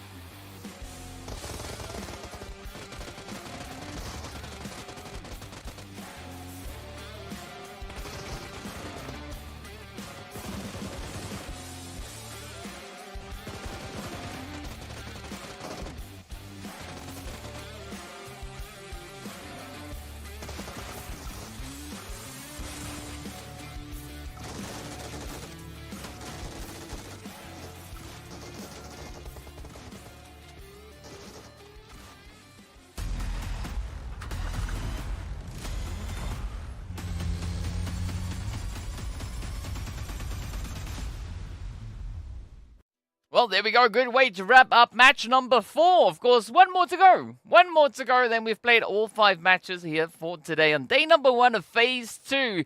And a very, very aggressive performance coming through from RUKH. Really looking to clutch it up. And boy, did they clutch, right? 18. That is a pretty steep one. I mean, it's not the fattest one that we've seen, not the fattest performance, but definitely it is right up there. Virtual Gaming Squad, even though they got that winner chicken dinner, they'll have to settle for second as they walk away with 22 points. RUKH, though, capitalizing on a second place with 18 eliminations. I mean, it could have been 28 had they gotten that chicken, but it is what it is at the end of the day. 24 points, still going to take them quite a way. Superpower, though, coming through on the double digits as well. 7 eliminations, plus 18, capitalizing on only placement points. And then, of course, well, it's going to be the World of Battle, the Vampires, XENON, Clear Visions, 777 as well, 777k, 77k, and Jack Digger, all taking a stop at the donut shop. I don't quite think that we've prepared enough tables for 6 teams, but, you know, that's just the unfortunate part of it. I mean, with RUKH and Virtual Gaming Squad, between the two of them, they eliminated the equivalent of, what, like, I don't know, a lot of teams, like almost 7 teams. 5-6 teams, something around about there. Let's take a look at the leaderboards. It is going to be RUKH now climbing to the tippity top, doing so without a chicken dinner to their name. So very, very exciting performance coming through from them. RUKH then locked in on 17 points less, 38. Wow. Taking a look at that second page, we are going to be stopping here with Wave and Special, both sat on 10 points. XENON sitting on 17. Now, what is quite scary to think of here is that all the teams then essentially below 7th place, right, find themselves in quite a bit of a tough position. I mean, also to put this into perspective, right, RUKH, the amount of elims that they've got is exactly the amount of total points that RUKH Esports has, right? Remember, RUKH Esports sitting on 38 points. RUKH, they have 38 eliminations. That's not even to mention the 17 placement points that they've added to the tally. Of course, now let's take a look at these damage graphs. We've got it right here. RUKH coming through on 37-19 versus Castle Black, who got themselves 6 eliminations with 12-52. So that is quite the impressive one to have. I mean, sure, Castle Black, they also went out in that 7th to 8th place. Arab Golden also went out at that point, but they only got 1 elimination. So here we go. Again, coming through with an immense amount of damage. 15-22. Fivo being the master evader with their 325 damage that they took in this last match. But Zuxi coming very close to that, of course. Well, again, locking in 8 eliminations, 8 assists. Strong carry then. A great assistance coming through there from Reno, with Fivo and Zuxi also contributing to the overall tally, right? The overall amount of insane plays that we had come through from the side of RUKH. But Virtual Gaming Squad, I mean, they were this close to not getting that winner chicken dinner. I mean, looking at the position that we had coming through there from RUKH right at the very end, right? MG3 being out on the battlefield, that thing is absolutely devastating. Now, if, again, had the ability to get that reloaded in the nick of time and then started the spray, because if you remember the shot, again, shot a little bit to the right. And if it was a little bit more left, it would have been right on target. Speaking about targets, let's target the player here from Superpower. Rather special, right? They got themselves that 3rd place finish, 1 elimination up. It went all the way to Broly. Coming through with 339 damage that they were able to deal. But a very interesting spread indeed coming through between our teams here. Every day is not Christmas. Yeah, that is 100% correct. There's only one day per year, unfortunately. Unless you change it up and something miraculous happens to you. But yeah, a very exciting performance indeed. Miramar, pretty tough. But to put things into perspective here as well, we lost 10 players to the blue zone. 10 players, right? The blue zone got 10 of them. Now that is That's quite a bit, right? So yeah, I mean, so out of the 63 eliminations available, right? Because you can't find yourself, right? Otherwise it would be 64. So there's 63 eliminations. The eliminations locked in on the board, it comes to 54. So that means 10 players. 10 players fell to the big bad blue zone. Now speaking about the blue zone, we are going to be heading our way over onto Erangel now. The final Erangel, the final match of the day, to see exactly what our teams are going to be doing. So Group A, they are done, right? Falcons, Mo, Ra'ad, as well as the players then from the World of Battle. They've played all 4 of their matches. Now we do welcome the players from Group B back on the battlefield as we are going to be closing off the day. So Greedy, RUKH, Smash, as well as Wave. This is their chance now to see whether or not they can top the performance that we saw come through there from Ra'ad. I mean, 17 points, that is not an impossible task for RUKH Esports to try and chase. But based on the performance that we've been seeing so far from the rest of the lobby, it might be a little bit difficult, right? It's not going to be a smooth run for them. But again, then it's RUKH Esports that we're talking about, right? Our second most performing team here, coming through on 18 eliminations so far for the day, 20 total placement points.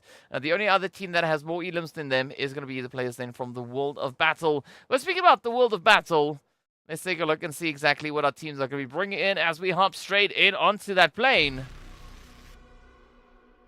Starting us off all the way up at Stolba.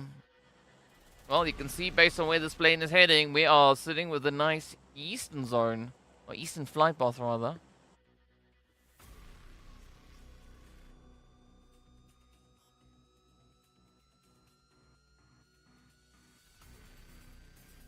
That is going to throw a few spanner in the works, especially for the teams that like to head over towards that western side, right? So, Quarry, Primorsk, Gatka, South George, North George, Hospital, everything over there is going to be just outside of their reach.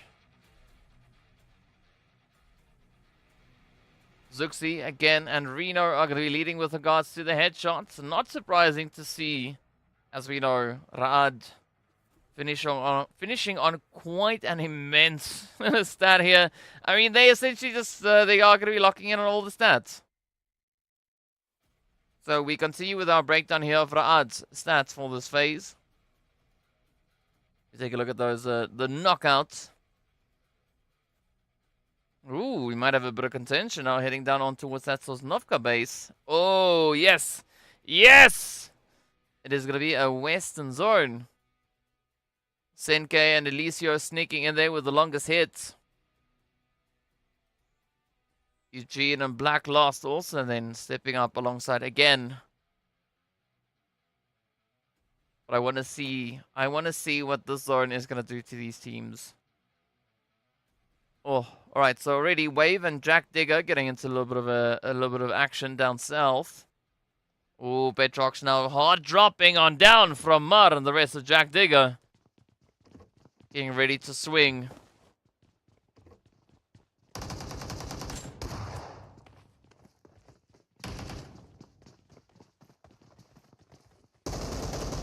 There's going to be a hot pursuit coming through on both ends. Oh, Wave now. Wave. Oh, getting rushed. Petrox. But they still clutching out.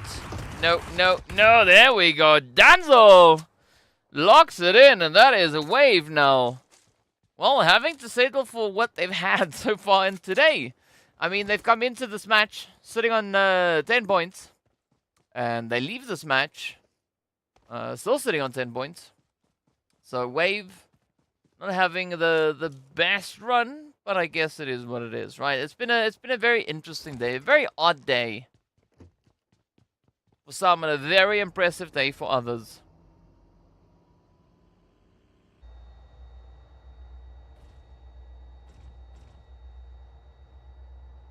+18 also now going to be lurking around the edge of zone. I mean, they have the biggest jump to make here today. As you can see them at the top of the screen sitting on 6 points. Right, 2 eliminations, 4 placement points. That is what they've got.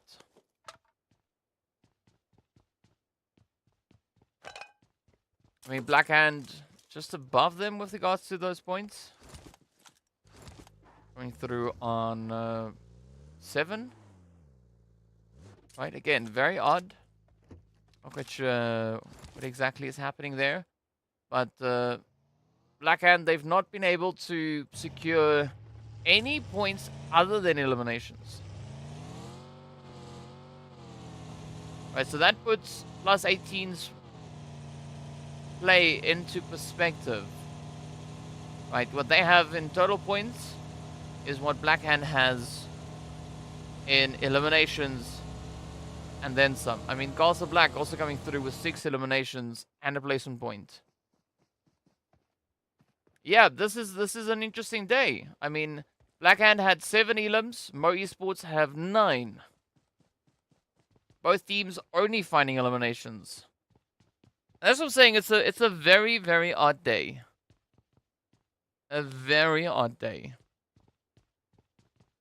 But we'll take it. I mean, maybe it's just prepping us for a nice bit of surprise in the coming few days. In the meanwhile, let's see who's going to be pulling all the way to that far western side. The first few teams to find themselves situated is going to be Virtual Gaming, +18, as well as the players then from Superpower. We've got Special locked in towards the bridge, the western bridge. Spread in between Ferry Pier and the Sixes. Kalua, yeah, you're stuck. Oh, but it's a vampire. I get it.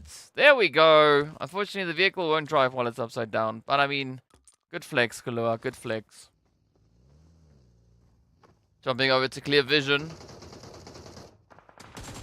Ooh, they're going to be feeling a little bit of that heat. Ooh, one shot. Not exactly with the rest of the team. So Van Kiet and Pocus now could be poked at with a few of these nades. Up comes the bar. It was close.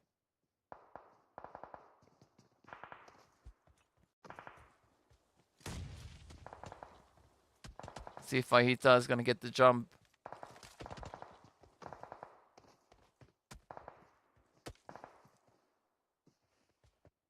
Come on, Fajita. Come on, Morteza. Knock, knock. There we have it. Fajita opens the first one. Could Morteza pop in the last one to find Focus? Oh, yep, they're going to have to. Oh, oh, oh. Alright, so Fajita is down. Focus means business. That's not the definition, but you know what I'm saying. Morteza, though, with a beautiful explosion. Does lend quite a bit of a helping hand. Now it's down to one shot. As you can see, one shot is way off in the distance. But close enough to still be a little bit of a problem. Oh, Cacao. With the nade onto Morteza. Yeah, trying to send it through that tiny little gap. It makes sense. It makes sense. I get it. But this is not the place.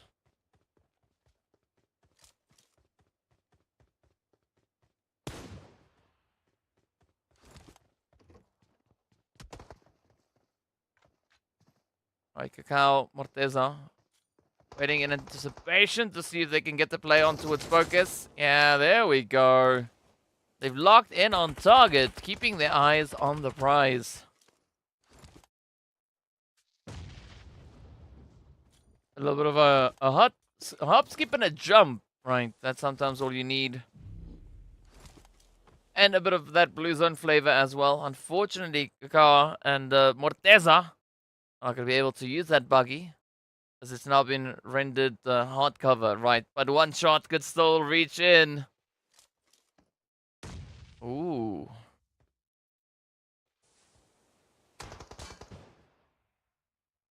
Come on, one shot.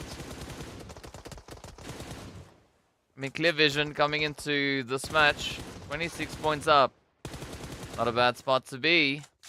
Third place, right? Third place. Now they've changed to 26 for 22. 28, rather. Points go up, not down, DK.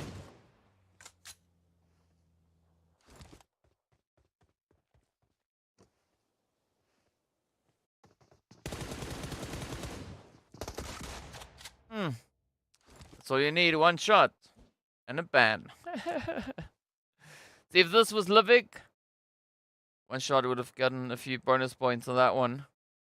Meanwhile, the rest of the lobby, they are going to continue upwards and onwards as they push and rotate further and further in.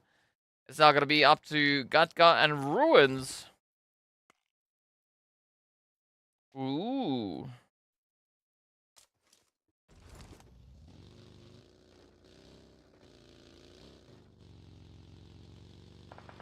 But boy, how the turns have tabled, right?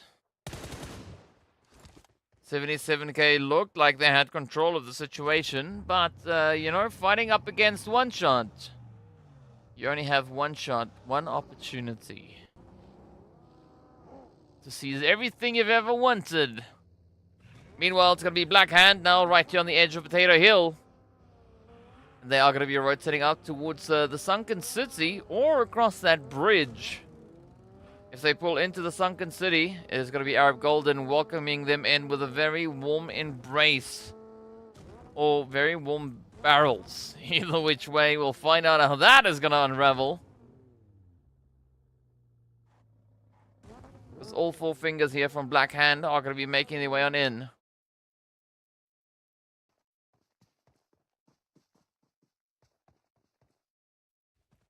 RUKH Esports, they got a beautiful setup up on Everest. Special now, going to be looking to bowl their way on through.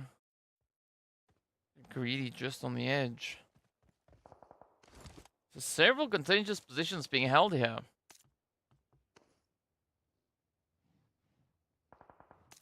But who's going to be the one to kick off the party? Right, Jack Digger also not trying to get themselves up as they are just about to head out of the blue. Meanwhile, Castle Black. Those are the shots you can hear off in the distance now being laser focused on towards them. That was Toxin popping off. Trying to get the spray done.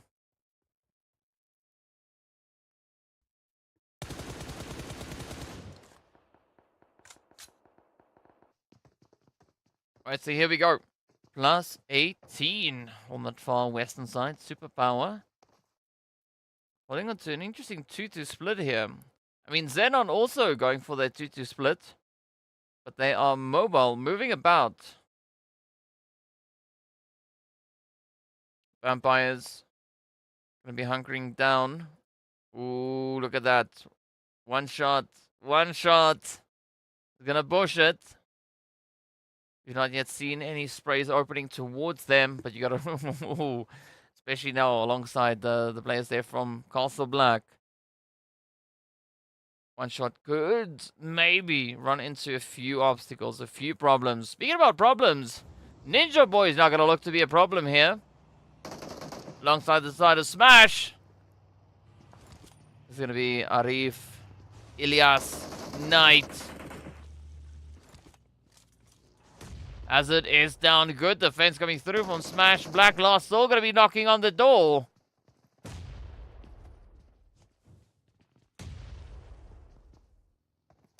Meanwhile, it's going to be 77k. Not making it past that point. Oh, Ninja, down they go. Smash dialing up with quite a bit of a heat here.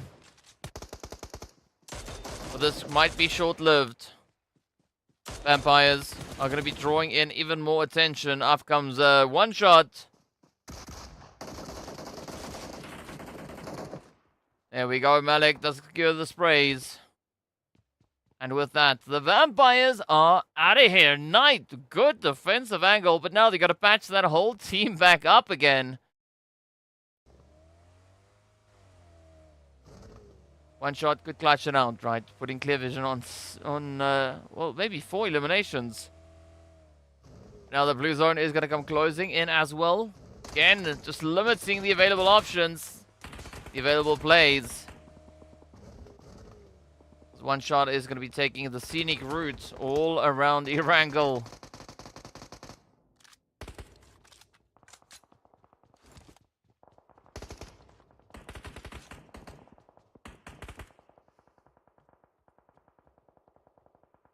Right, so that is going to be the end of clear vision. Ooh, here we go. Jack Digger, Castle Black.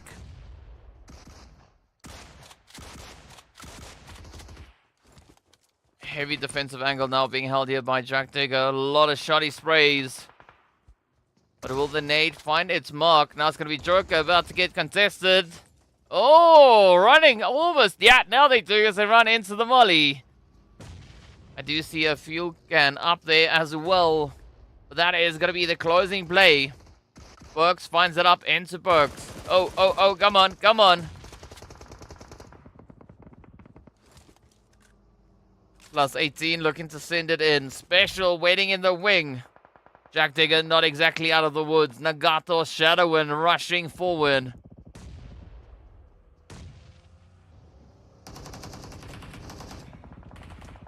The drive-by spray downs.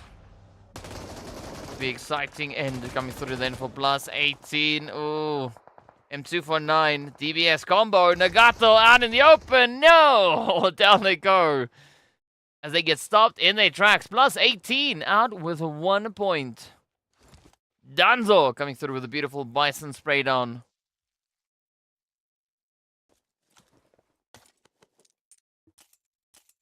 But with that, Danzo is also now down to 1, right? It's just them left to defend the honor of Jack Digger. Meanwhile, it's going to be Arab Golden now rushing forward on towards RUKH Esports. Oh, great nades. Great nades. Or will Arab be able to full send it? I mean, Pusher, Rami so low on health. Smash hanging in the wing behind them. The rest of RUKH up on the hill. So Eugene and Default could prep a bit of a rush at any point.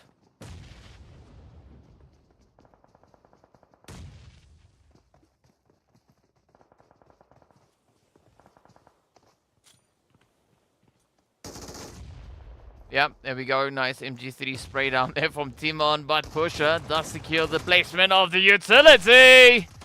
Look at that. Our Golden popping off.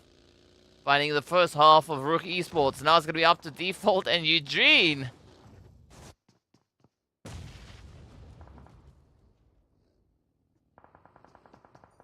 But RUKH Esports, they did come into this match trailing by about 17 points behind Raad.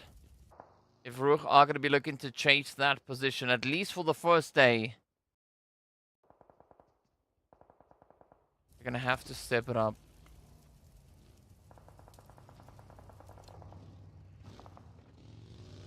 I'm not quite sure if that is going to be on the cards though, especially now with the addition of XENON. Just hanging around on the edge. Reno is going to be Superpower and Virtual Gaming Squad getting down to business over on towards the western side.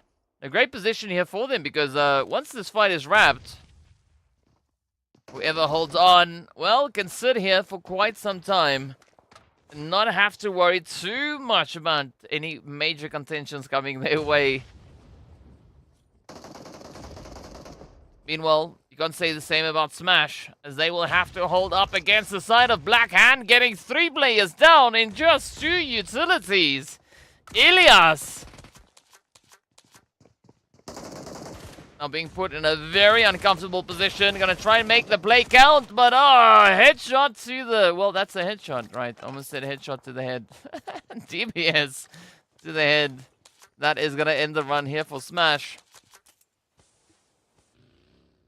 The Smash, well, they came into this match in 6th place. Now getting sent out with 4 points up. It might change their position just ever so slightly. In the meanwhile, it's going to be Greedy and Special down south. Oh, Broly and Danzo. Broly and Danzo. I could get a little bit of spice happening down there as the zone. Let's take a slight little bit of a shift up ahead of them. XENON now going to be finding themselves, well, the only team in that zone. Yep, Danzo is Danzo. But a good play coming through from Jack Digger. At least walking away with 8 points to their name.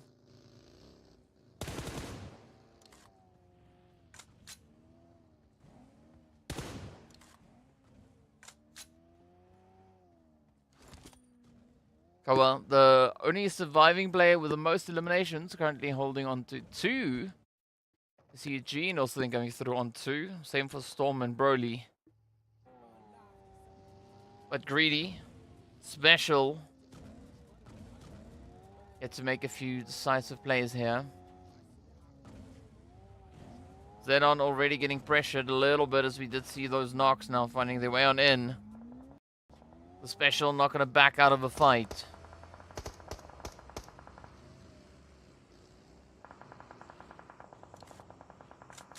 Great bit of reach that Alphology has all the way down onto Broly.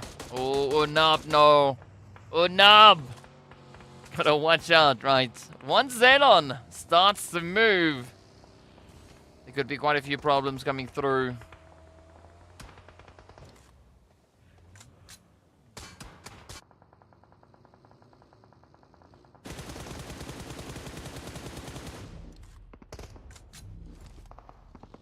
Well, Grounds, there's going to be only one way to find out. To see whether or not they can actually hold on to that compound. So far, they are almost back up on their feet. Almost back to full 4-piece. But the pressure is definitely going to be on, especially looking to the north. With RUKH and Arab Golden just hanging in the wing. Oh, here we go. RUKH, Arab Golden. Oh, it's Mason. Mason and Default. The two contenders to face off for possession of the northern edge of zone.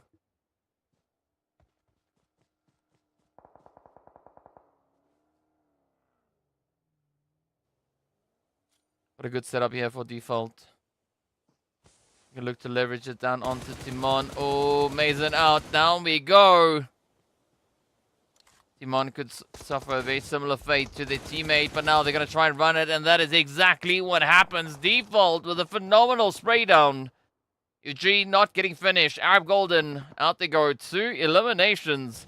Special going to be dialing up the heat here, trying to push in Alphology. Now the last one left to defend here for the side of Special. Oh, but the sprays are there. This could be XENON. Looking to seal the fate, at least for Superpower.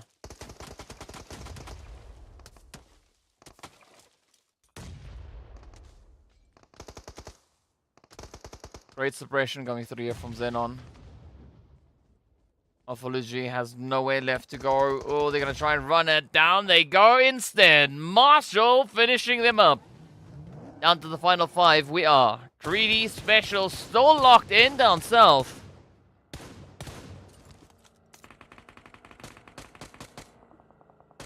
Blackhand now starting to spread. Trying to get a wide grip on the zone. This could be the start of something amazing now for Blackhand. Could be a good, strong finish. They do have 4 eliminations to their name. They have their full lobby up.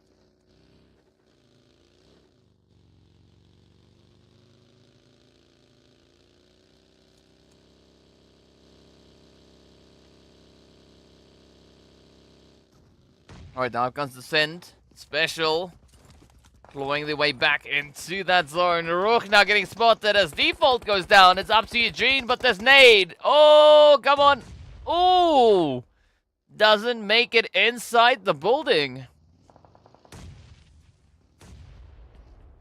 Ramsey keeps on hitting that little roof.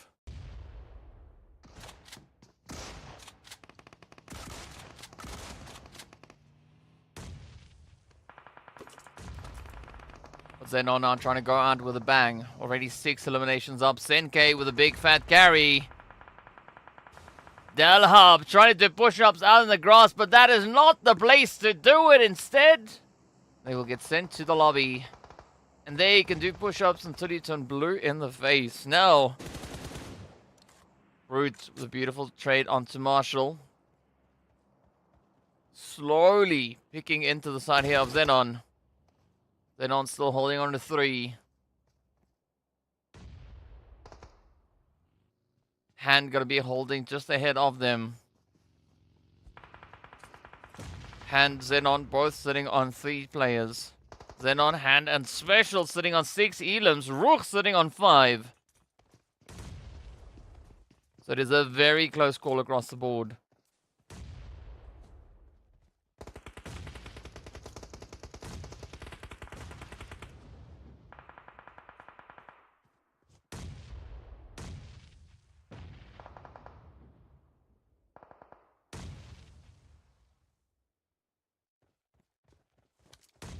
XENON still going to be trying to clear the way. Let's see if they can find that reach up into the side of Special. By doing that, they know that they've got control of this potential southern side of zone. That's going to be Ramsey and G-Brood having to uphold the aggression. Oh, the trades are in. 2 down already. Oh, G-Brood with a devastating blow into the side of XENON, running into the molly. XENON out with 6 eliminations. We are down to our final 3. Special. Could still play quite a bit of upset here, but it's going to be Storm letting the nade loose, finding that damage onto G-Brood. Yep, there we go. Storm doesn't even need to look. They just let it loose and that's enough. 9 elims though going to the side there of Special Esports. The push coming through here from Hand. It is going to be RUKH now trying to get themselves back in contention. Oh! It's now up to default. Koa dialing up that heat, dialing up the pressure, not even taking a single drop of damage. So low with the health bar, but that is not going to stop Koa from trying. As they rush on forward, clutching it out. Black Hand now finishing on quite a strong foot here today. 9 eliminations and 1455. Very, very impressive to see that come through from Black Hand. I mean, they've been having a very quiet day, right? Let's be honest about it. It was a quiet day. Only 7 points coming through for them, and that over so many matches, right? Out of the 3 matches they've played, only 7 points, and then match number last, they step up and they just blow the duck out of the water, right? You gotta love it. Absolutely phenomenal end coming through here from Black Hand. Well, we're gonna have to wait and see just how much of an impact that made to the overall placement with regards to this phase. But what a way to close it off, of course. As you know, we are gonna be heading into this highlight, so let's take a look.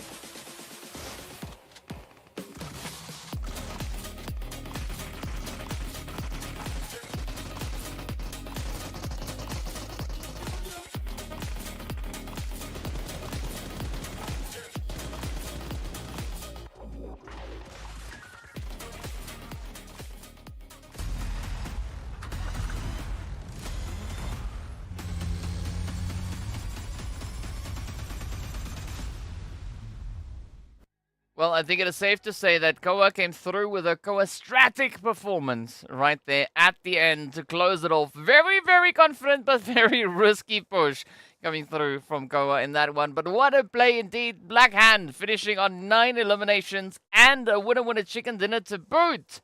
Their best performance for the day. I mean, the other matches, it was what it was, right? But what a play indeed. Let's take a look at these points. Black Hand walking away with 19 points on board. Special picking up 14.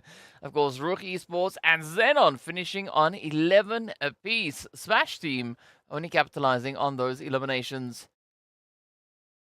Have a good evening, Ellen. But a good run. A very, very satisfying bit of Erangel action indeed. Virtual Gaming Vampires. The Vampires and a Wave are going to be locked into the Donut Chomp as they will only be let loose again tomorrow. Castle Black plus 18 and 77k as well as Clear Vision, all just capitalizing on a bit of that aggression. Arab Golden at least managing to secure themselves that 1 placement point, which is, a placement point. It works. It counts for something. And, of course, all these points add up at the end of the day. And, of course, that is exactly what we are going to be looking at, right? We are going to be taking a look to see exactly what the point situation is, where these teams found themselves, and, of course, just how many changes came through. Now, the biggest jump that we've seen come through today is going to be right here on the board. Of course, Black Hand now all the way up into 5th position, locking in 14 slot jump. 14 slots.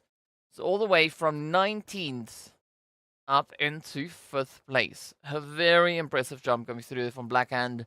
The magic that one chicken can deliver. Right, taking a look at the rest of the board. Special, they've also then moved up 10 slots all the way in towards that 10th position. We've got Superpower and Greedy each moving up 1 position. And then, of course, if we take a look at the rest of the board, PLUSEIGHTEEN, they've also now moved up 1 slot ahead of Castle Black. So what an amazing, amazing play. I mean, we did see 2 other major shifts coming through with regards to points as well, right? We did see XENON jump 5 slots as a result of this last match. Jack Digger also jumping up 2 slots all the way into 6th position. So a very, very exciting day. But yeah, we've had some major plays coming through today. I mean, in the first match, we had those lovely 9 eliminations come through. Second match, Clear Vision brought their biggest jump. Right, 13 slot jump in match number 2, but it was only match number 2. It's still a little bit early on. Then Vampires brought in a 13 slot jump in match number 3 with their winner chicken dinner. We did see the players from Virtual Gaming Squad with their chicken jumping 12 slots. And then, of course, well, the last match, as we saw, Blackhand making the biggest jump of the day, a 14 position jump. Insane stuff. So we've had a 12, 13, 13, 14. Well, very, very exciting stuff indeed. I don't necessarily see that happening tomorrow too much, right? But who knows? It could still definitely be the situation. It could be the case. And there's only going to be one way for us to find out, right? We need to see what tomorrow's matches are going to bring as we are going to be heading into day number 2. So on that bombshell, remember to stay fresh, stay frosty, and we'll see you all back again later. Bye for now.